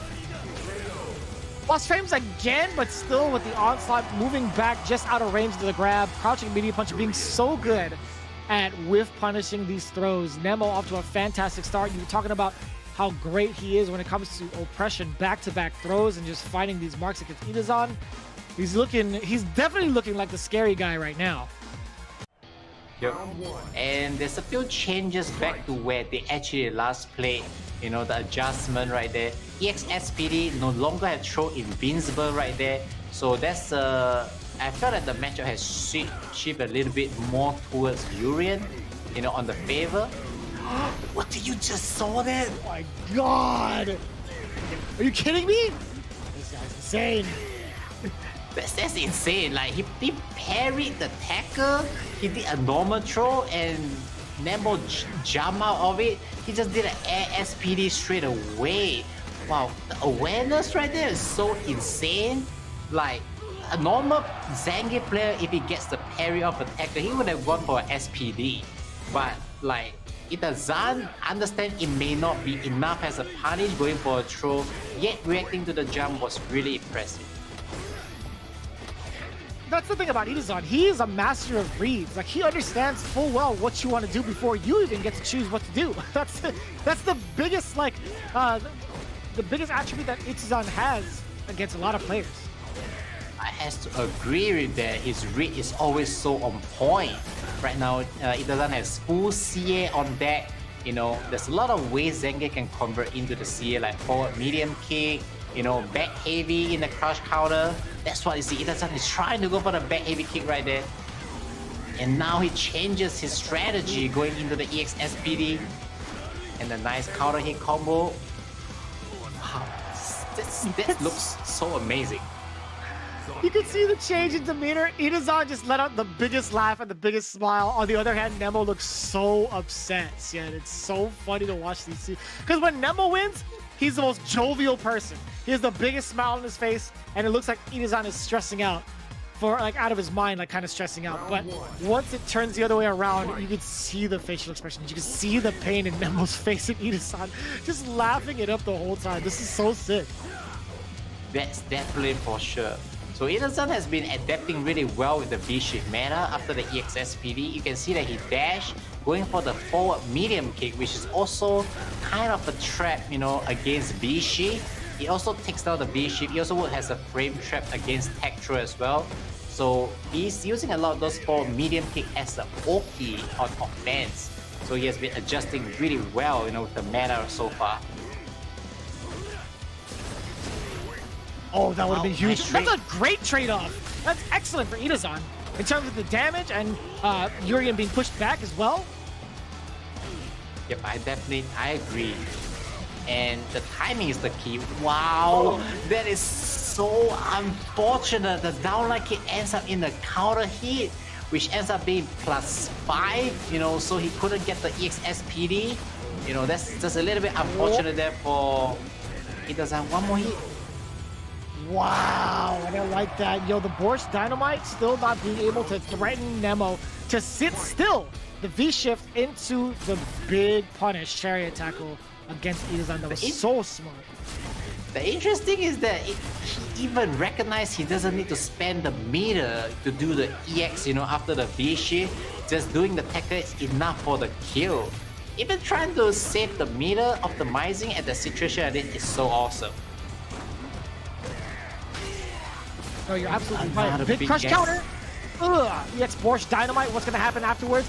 The delay, but still hits. Itazan actually was baiting that out and still managed to get hit by the EX headbutt. The timing right now that Nemo does is a little bit tricky, you know. It wasn't ready even though he pressed the line. That's some bad muscle memory right there from Itazan. Now this combo is gonna kill. We all can see the smile from Nemo. I can't wait for it to tune into the camera. That's really what I want to see right now.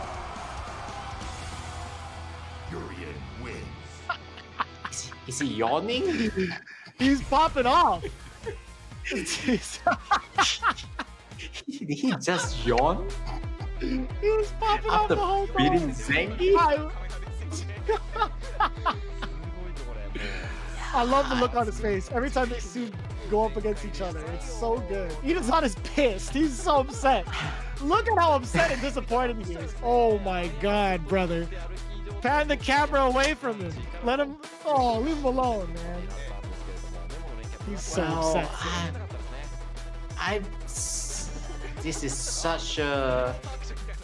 What a match, I gotta say. He just stole the soul right there from Itabashi.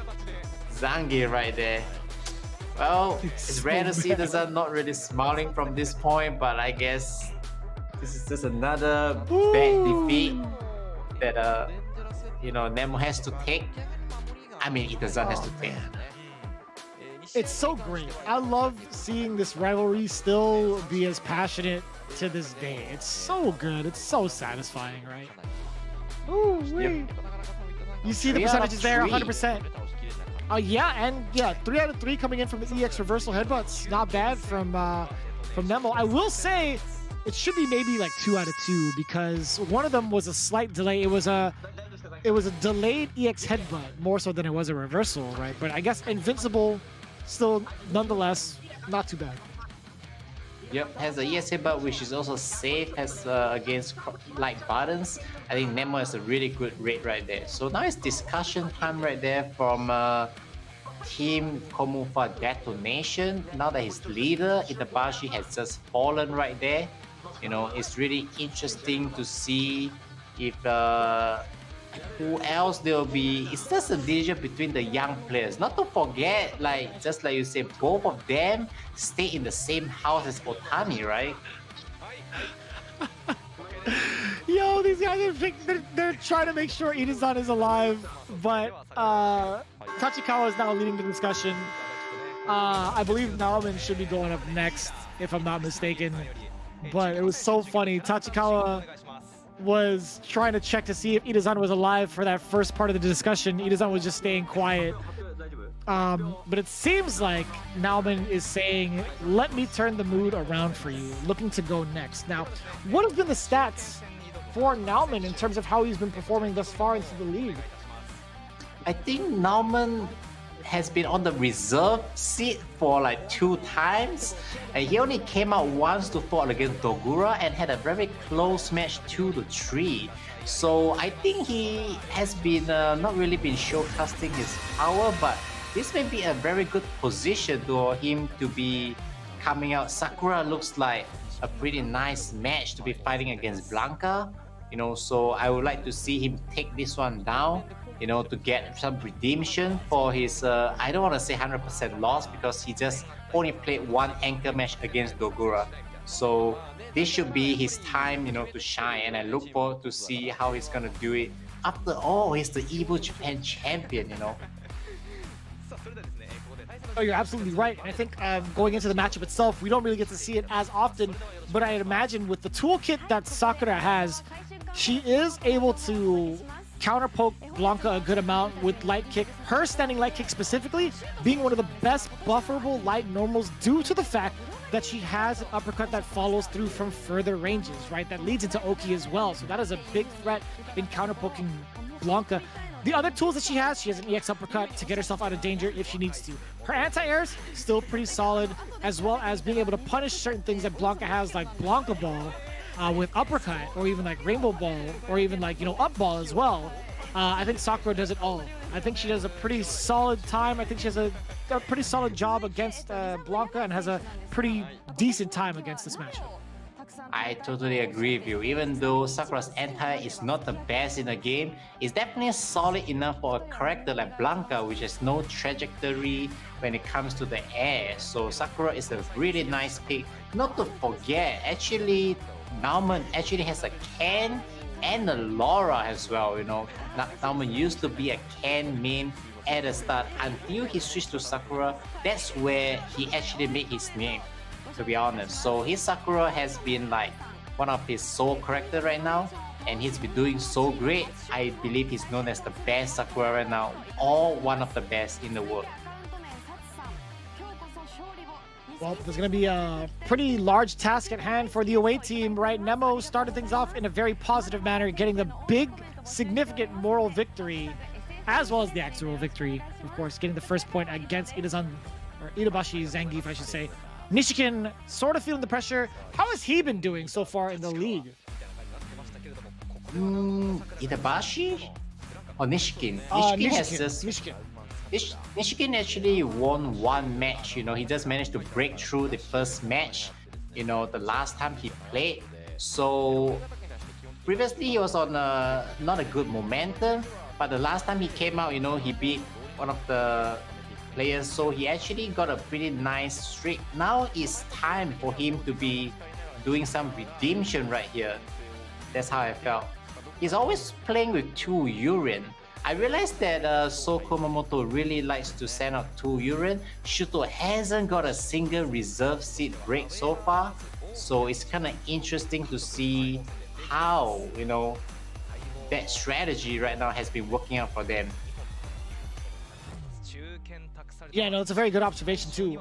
With Team Seoul, you haven't really seen Shuto put himself in the reserve spot, but I'd imagine, you know, it kind of brings us back to that conversation about Yanai. I think they would use Yanai more so in the later half of the season to surprise a lot of these folks with the G as maybe in like the home position. But as it stands right now, they've been doing a pretty good job of balancing it out between putting certain teams in the home team and the away team. They won't make it just kind of linear where it's just like, oh, you guys are going to be stuck in away every single time and, you know, switch up. So we'll see how it plays out. Nishikin coming up to bat. Blanca versus Sakura coming in from Nauman.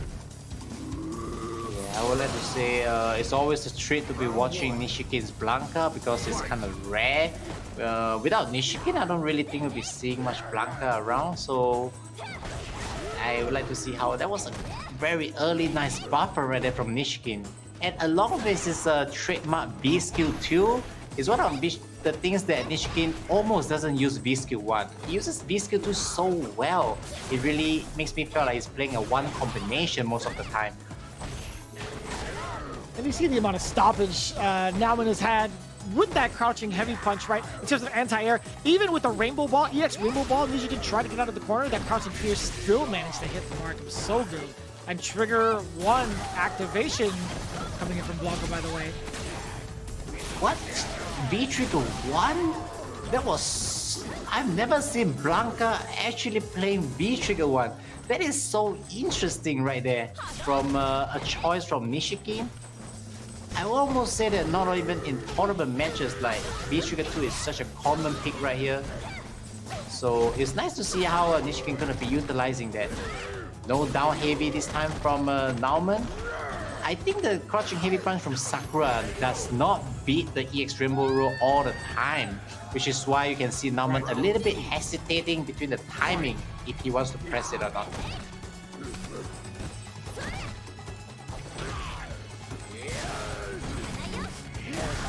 Utilizing again that V skill 2. So powerful. Range afterwards, EX bust out. We were talking about the tools that Sakura has to get herself out of danger. The roundhouse crush counter, too far away to maybe follow up with the EX uppercut? I couldn't tell. Or I mean regular uppercut, I should say.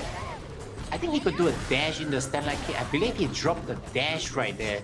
It doesn't feels kind of weird that he's not linking for a follow-up right from at that situation. Nice recovery right there from Nishikin's V skill 2. Oh my god, what did Nishikin try to do? There was moments where he got hit back to back on wake up. One of the things he did was a reversal. We just couldn't tell what it was. I didn't even see the V trigger wind down from the usage of like any sort of Blanca Ball or Rainbow Ball or whatever. But it's very interesting to see. Yep.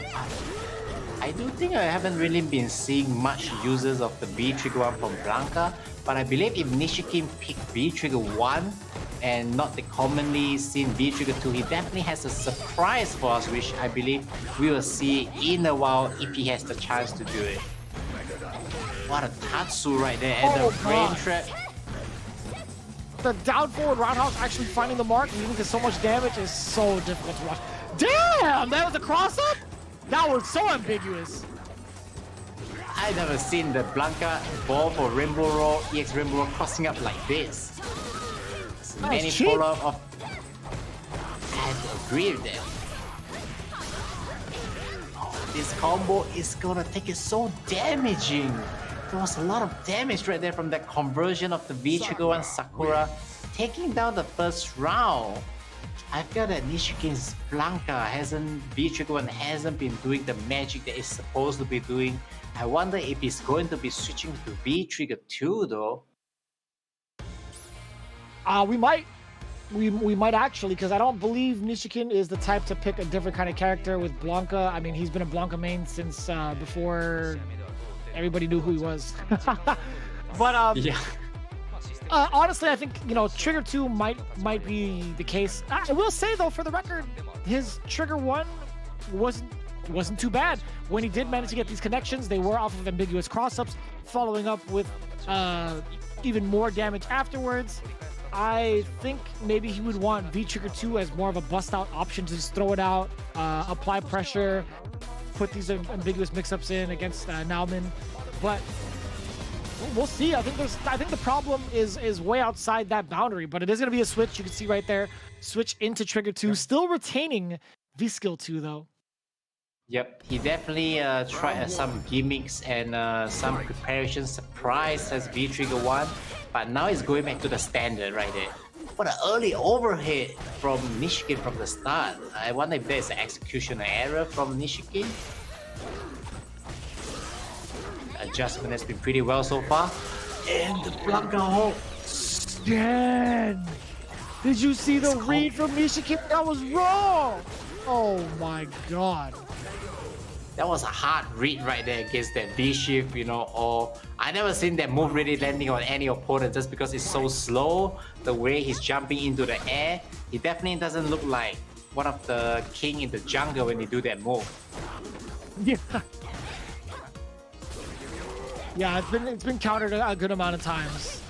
But I will say the EX version recovering quick is actually a problem. I feel like that might be a little bit tougher, right? It's very interesting also now we just see how Nishikin using the EX Rainbow Roll to avoid the down heavy punch, you know, almost getting a punish just now against Nauman, which is why Nauman is hesitate to use the down heavy punch as an anti-air, you know, in certain situations against the EX Rainbow Roll. Just afraid of getting baits out. Now we get a corner pressure. Yeah, we're gonna see that animation from the slide. We talked about that Trigger 2 being such a huge advantage for someone like Nishikin, getting not only the mix-up going, the damage, but also the corner positioning so that he can back away once his time is up. That was a very tricky sequence right there from Nishikin, and he almost got it, but now at the overhead, that is not a safe overhead right there from Nauman. Nauman bats it all on the overhead. If Nishikin blocks it, a combo punish down medium kick rolling could have killed. So huge damage incoming, crush counter. Not bad, and he gets Oki after that? Not bad at all. Nishikin getting a good amount of damage as well as meter all the way from that crush counter. This is gonna be huge from Nauman. Oh no! Wow. That was so smart from Nishikin. Did you see how he threw out a limb to get hit with the fireball early so that he didn't get hit by the rest of it in a combo? That was so smart.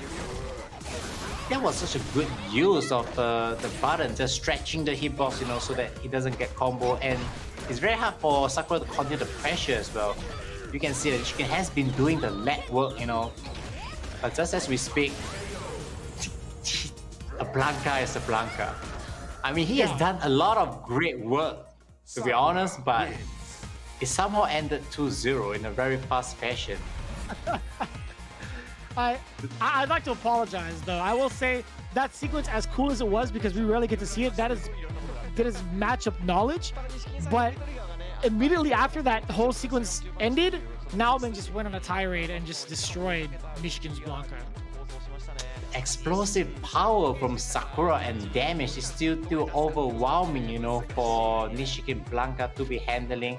Not to forget, you know, Blanca ball is easily punished from Sakura's, you know, DP or dash stand-like kick into the DP. So the Blanca ball is really hard to use as well for Blanca, which is one of the strongest tool for Blanca. So there's a lot of move restriction. So right now it's 1-2 run, tidying it up. You know, both teams will definitely want to go for the last match, that's for sure. Just to stay out of the bottom league. Yeah, no, not bad at all. Naomin with a pretty good amount of stats right there. Just missing one for each in terms of anti-air and invisible reversals. You see Nishikin, on the other hand, missing the anti-airs just 2 times over, not too bad. And also getting at least one invisible reversal, but at the end of the day, Naomin taking it down 2-0. His first W thus far, so he's 50-50, right? When we're looking at his overall stat record, or his match record, I should say. He lost his first encounter the very first day of Street Fighter League for the team, but found redemption. That's been the theme of the day when it comes to these two teams. We're talking about that redemption. So far, Detonation is still trying to find their bearings. They're currently last in the league, but we still have hopes in the young gun. John Takeuchi coming up next as the anchor with Cody. What can you tell us about this matchup coming up between John Takeuchi and Shuto? This Tornado Boy, John Takeuchi, this is a young battle, and John Takeuchi used to be known as the best young player before Kawano and Higuchi actually got up. You know, he has a lot of experience. He is one of the first young players to be sponsored as well, along with Nemo, which is Team Liquid. So I would say that he is pretty familiar with the Europe matchup because he has been traveling along with Nemo to overseas tournaments before all the other new, you know, young guns who are strong and steady like Shuto, Kawano, Higuchi coming out of, you know, to compete in the tournaments. So this is one of the very, very early, you know, OG of the young player. Do you have such name for them? That's a tough one. That's veteran of the new school. That's tough, right? I don't know. Yep, I definitely think so. So with John going next, Shuto has been showing a lot of interesting stuff. You know, since the last few matches that we saw, he has nice mirror setups, you know, and he's used the V shift against Oniki, Bison, Psycho X into a punish, you know, forward medium into tackle, which left such a deep impression in my head right there. You know, like I've never seen that before, and I felt like Shuto has been improving and maturing a lot as a player. So I kind of look forward to see what he has to bring up, you know. This is a first to 3. He has time to be proving himself in this matchup, that's for sure. I do appreciate the fact that both are in suits. Actually, one's in a tuxedo and one is in a suit. I do like that. That's pretty cool. All jokes aside, though, we're going to see how it plays out. Cody versus Yuri. And how often do you get to see this matchup, Xian? Definitely really rare. Like, this is not very common, you know, like we don't really see, I mean, we see Yuri all the time, but Cody is still considered pretty rare, at least from where I was from. So it's nice to see how this matchup is gonna play out. Both has a pretty nice fireball, but both of them is not really considered like a fireball kind of style character. They tend to go more on the offensive. Okay, corner. This is huge, yeah. Final That's a fight big combo one right into there. the throat. I like that coming in from Shuto. That's one of the things that, you know, Yuri players love to do. They're going to buffer out stand normal into EX tackle, or even just throw it out there just to gain a state. That's huge for Shuto, because John Takeuchi, he was loaded, right? He had all the trigger in the world, didn't get to activate it once. Yep, and Shuto makes sure that the EX Tacker, even if it doesn't hit or anything, like he has to get out of the corner, you know, so that he's not in a pretty much a not so good position. Look at how John is willing to spend the EX, you know, just to keep Shuto in the corner right here. That's the best position that one can be, and reacting to all the different moves has such a good straight off moves for all the options that Shuto could be doing. I definitely say this corner has net, you know, John Taguchi most of the damage so far.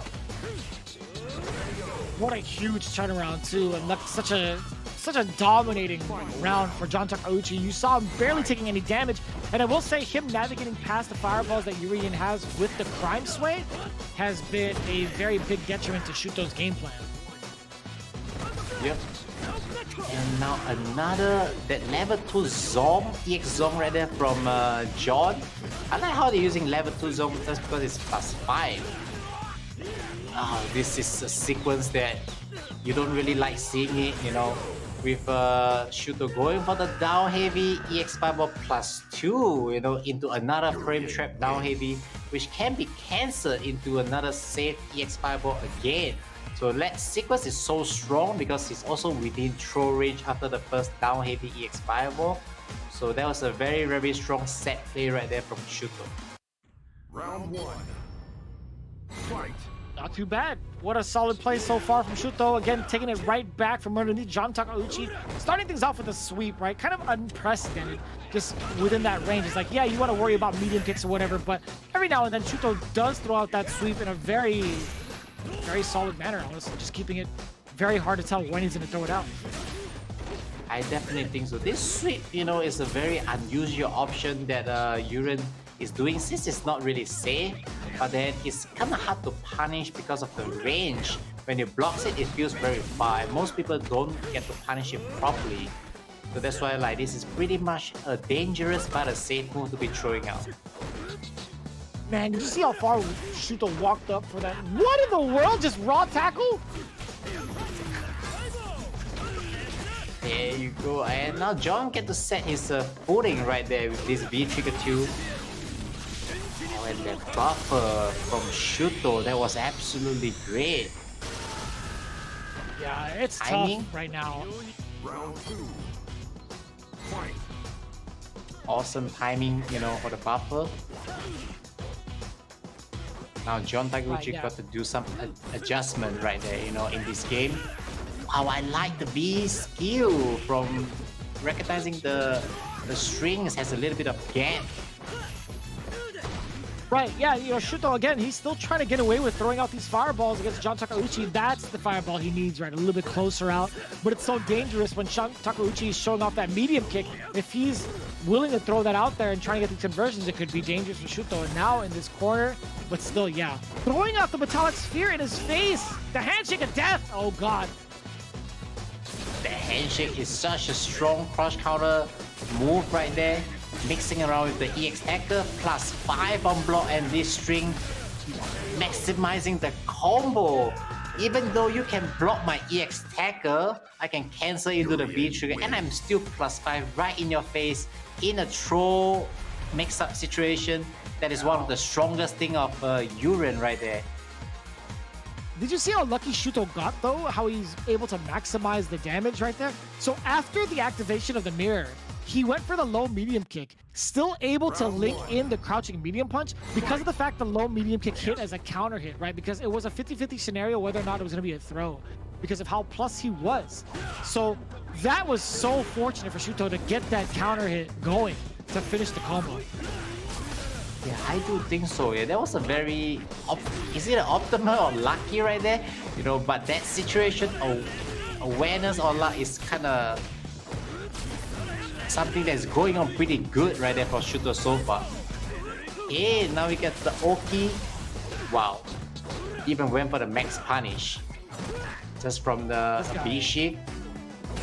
So Shuto good, man. is- Xian is just, I mean, Shuto is just so good, man. Like, there's something about the way he plays and dissects the information against his opponent, right? John Takeuchi in pretty much dire straits is looking at his last leg.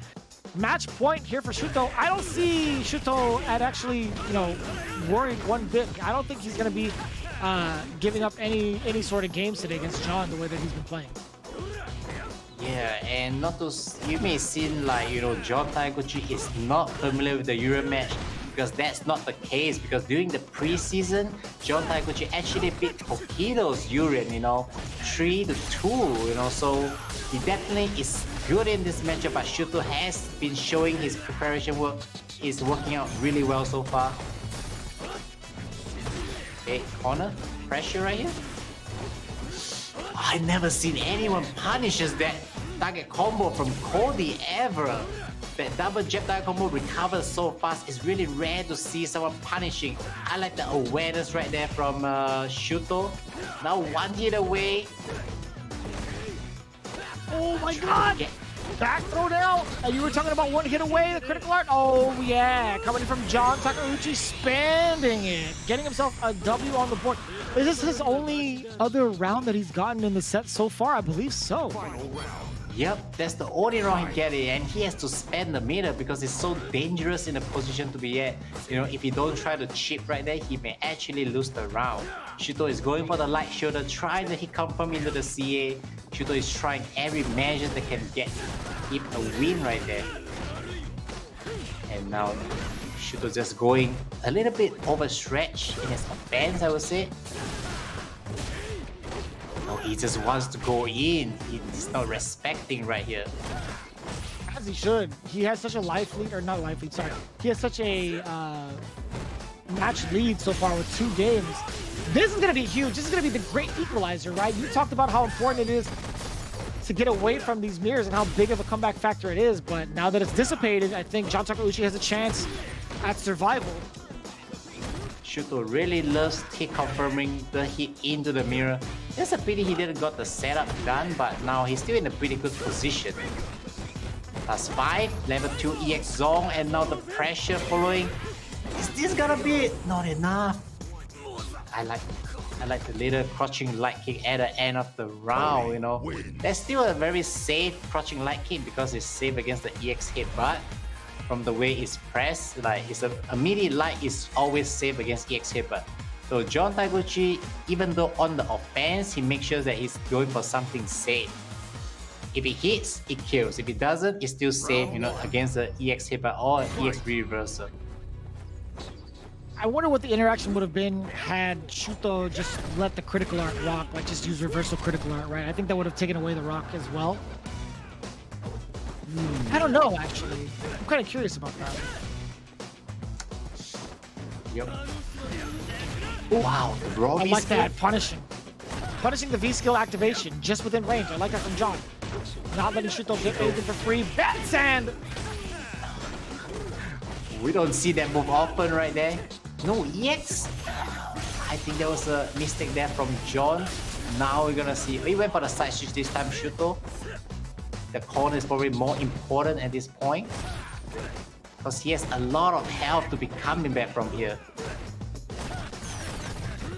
Activation after the coral kick, forward throw now. Shuto has such a hill to climb, and that is an excellent trade-off for John Takeuchi. Trading off with that meter, Shuto is down in this round. John Takeuchi starting to make that comeback. Well, we definitely have seen such a one-sided game from Shuto, dominating until the match point.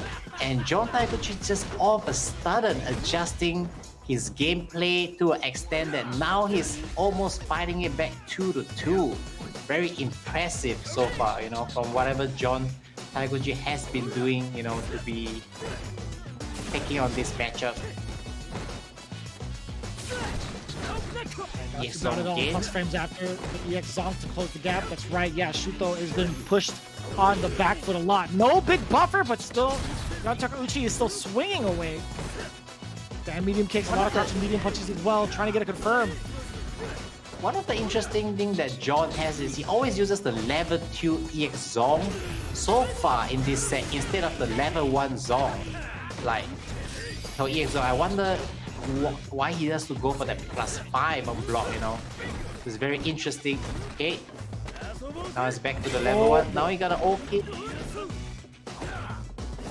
That was an excellent knee. to get himself out of the corner. That's right. With Shuto now having full trigger, he could make this comeback happen. EX Zonk finds the mark. Back dashes to safety away from the throw. This is going to be huge for Shuto. Oh, you're dead! You're actually dead! Full conversion! He dropped it! No! Oh, this is ridiculous. How did he drop that? I think he's actually pondering between he wants to spend the meter or not spending the meter, because I don't think he needs to spend the CA for the kill. Because of his decision to be thinking of which conversion, he ends up dropping the combo, you know. It's very normal for, you know, players of that caliber to be thinking too much into making the optimal decision, end up not getting anything. He had it, Xian. All he had to do was tackle into critical art, and he dropped the combo from stand strong to crouching strong. No. He just need to keep it simple. That is the plan right there, you know, but well, now he gotta see if he can adjust to, you know, this. Yeah, Cody having no 3-frame, you know, makes Uren a very irritating matchup to be playing against, because Uren's frame data when it comes to the light buttons aren't that great. You can always interrupt between the strings, you know, with 3-frame, but Cody doesn't have one. And this EX Tactor is gonna knock him into getting the match point right here for Shuto. Yeah, I imagine if you were Shuto, you'd be a little bit frustrated at the fact that you could have had that last round, but still looking at match point. What an interruption against the Zonk Knuckle. Perfect timing there from Shuto. Unfortunate for John. One thing of the mastery of a character like Uren is the ability to know when to buffer, you know, a medium button into the charge attack, just like this. Because as a charge character, you can't just keep buffering. Once you buffer once, you lost the charge. So being able to know when is the right timing to do out the buffer into the release of the attacker is the key to being a strong Uren player, which Shuto has been showing very well so far in this set. At that point, are they even buffers, or is it like confirmed, right? Because he doesn't want to let go of the charge? And I would say that it's still a buffer, since he only comes out when he hit, you know, and they do it at ranges where that the button doesn't hit most of the time. But when he has to commit to like the forward though, right? That's the problem. Yep. It's like whether or not he wants to commit to it. So he can't buffer again, you know, like, so it's just a one-time buffer. So sometimes it's so impressive, like how they know when to do it. It's like one of those key things of the charge players. Pretty wild. It actually is pretty wild. Man, look at the durability on this fireball, chasing him all the way down to the other side of the screen. That is an excellent view reversal, because that would have led to trigger from John Takeuchi had he completed the combo or the block string. Now there's no more mirror right there for Shuto as well, so this B trigger 2 can be a good comeback for John if he uses it well.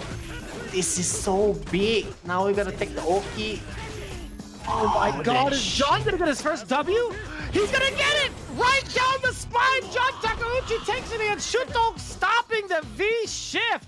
That is absolutely huge for Team Detonation. Let's go! Wow, I don't know, Shuto every time, you know, getting the mirror, and now when he even has no mirror, he's made a lot of bad decisions, you know, with his reversal and V shift. But down 0-2, John Takeuchi taking it back 3-2 is absolutely sick adjustment right there from John. We really gotta give it to him. Very impressive win, and very impressive tenacity as well, being able to get into that W against Shuto. It looked like Shuto was gonna shut him out, to be quite honest with you. We were kind of speaking in that, I mean, at least on my behalf, I felt like Shuto had the upper hand majority of the time. He had a significant drop from the stand medium punch into the crouch medium punch confirm, but still, and you can see how much it means to this team. Like, a lot of these guys are feeling kind of down. You know, Shuto doesn't even want to show himself on the camera right now. It's a pretty tough loss for Team Saishun Kansou Kumamoto. That's the second time in a row that he's faltered, man, in the anchor position. I can definitely imagine that. Now we have the stats right here. The very godlike, EX headbutt reversal rate right there from Shuto, I would say. But John Taguchi has been 100% of his anti-air. I think that's very impressive because as a Cody, I don't think like the anti-air is that easy since he only has stand heavy punch, or the ruffian kick. It doesn't really cover the blind spot from behind as well. So it's a pretty nice stats right there from John. John has been doing so well for the team, I have to say. He has been contributing so much. Especially today, considering how he played off against Shinobiism Gaming on the third set of day one. He did fall short against Fujimura. Even beforehand, John Takeuchi was the anchor against Mototo's Dan. He fell short again. But on his first day, like the first set of day two, his Cody was putting in work against Akira's Kami. So he is one of those players that have a very decent record. At least it is 50%. But being in the anchor position is there's so much pressure, and having that extra point on there for John Takeuchi is such a good look for Team Detonation, coming away with 3 points. John Takeuchi saying the flow of the match was pretty dire for him, but it felt great to turn things around, considering the significant drop that Shuto had. So again, if you're John Takeuchi for Detonation, you got to be feeling pretty good about that. Like, you got to take it where you can, especially with that significant drop. I definitely think so. So right now, John Taiguchi and Itabashi seems to be the core anchor for this team. Both of them hasn't been on the reserve seat. We have Nauman and Tachigawa going on the reserve seat twice in a row already. I would expect, them to be coming up to play more often, at the later part of their matches. But right now, I would say they're in a really good position right there. They're on the 7th position at least, and Sai Shunkan Kumamoto being on the last place. You can expect not really a lot of smile, from them. So Itazan's strategy was absolutely fantastic. Tell me something about that. Yeah, pretty much on point with it, right? After the first match, he felt a little bit of despair, falling short to Nemo. As you can see how the score turned out either way, 3-1, because Nemo set the pace afterwards, allowing John Takeuchi to get the anchor win, 3-1. And we saw the match prior to that, right? We saw the matchup between two titans, Shinobiism Gaming and V6 Plus FAV Roto Z. The fact of the matter is, it turns out that the FAV team is just too powerful. Takedo got the first game against Higuchi. Bonchan barely fell short to Fujimura's Kami, who's been on a hot streak, by the way. And of course, Sakonoko versus Momochi went down to the last game, with Sako barely taking it over Momochi, netting himself 2 points for the team. Overall, 3 points to 1, putting themselves at least tied with Good 8 Gaming in the rankings, or Good 8 Squad, in the rankings. So, very curious to see how it's going to be shaken up afterwards. Shinobiism Gaming is still hovering around the top 4, I think, trying to make themselves a little bit more comfortable. But as it stands right now, Detonation Gaming, 6 points, all tied up. I definitely agree. And then, with the results today, you can see FAV has tied up, to the first place. I would say that Good 8 Squad is doing a little bit better because 2 points actually came from the preseason from Tokido. Not to forget, these teams, Team Detonation, FAV Roto Z, and Shinobiism Gaming will be playing back-to-back today and tomorrow. They have no break. They have to be continuing their matches tomorrow as well. So I really look forward to that, how they're going to counter that. That's right, we're going to be going in again tomorrow. Nagoya Ultra Body Star is going to be the 4th team filling up the slot. You guys do not want to miss it. It's Shinobiism Gaming versus Nagoya Ultra Body Star, and then V6 Plus FAV Roto Z facing off against Komufa Detonation. It's been an absolute pleasure for myself as well as Xian. We hope you guys enjoyed the official English broadcast. If you guys have any favorite moments, please let us know. Until then, we'll see you next time on Street Fighter League Pro-JP 2021. Take care.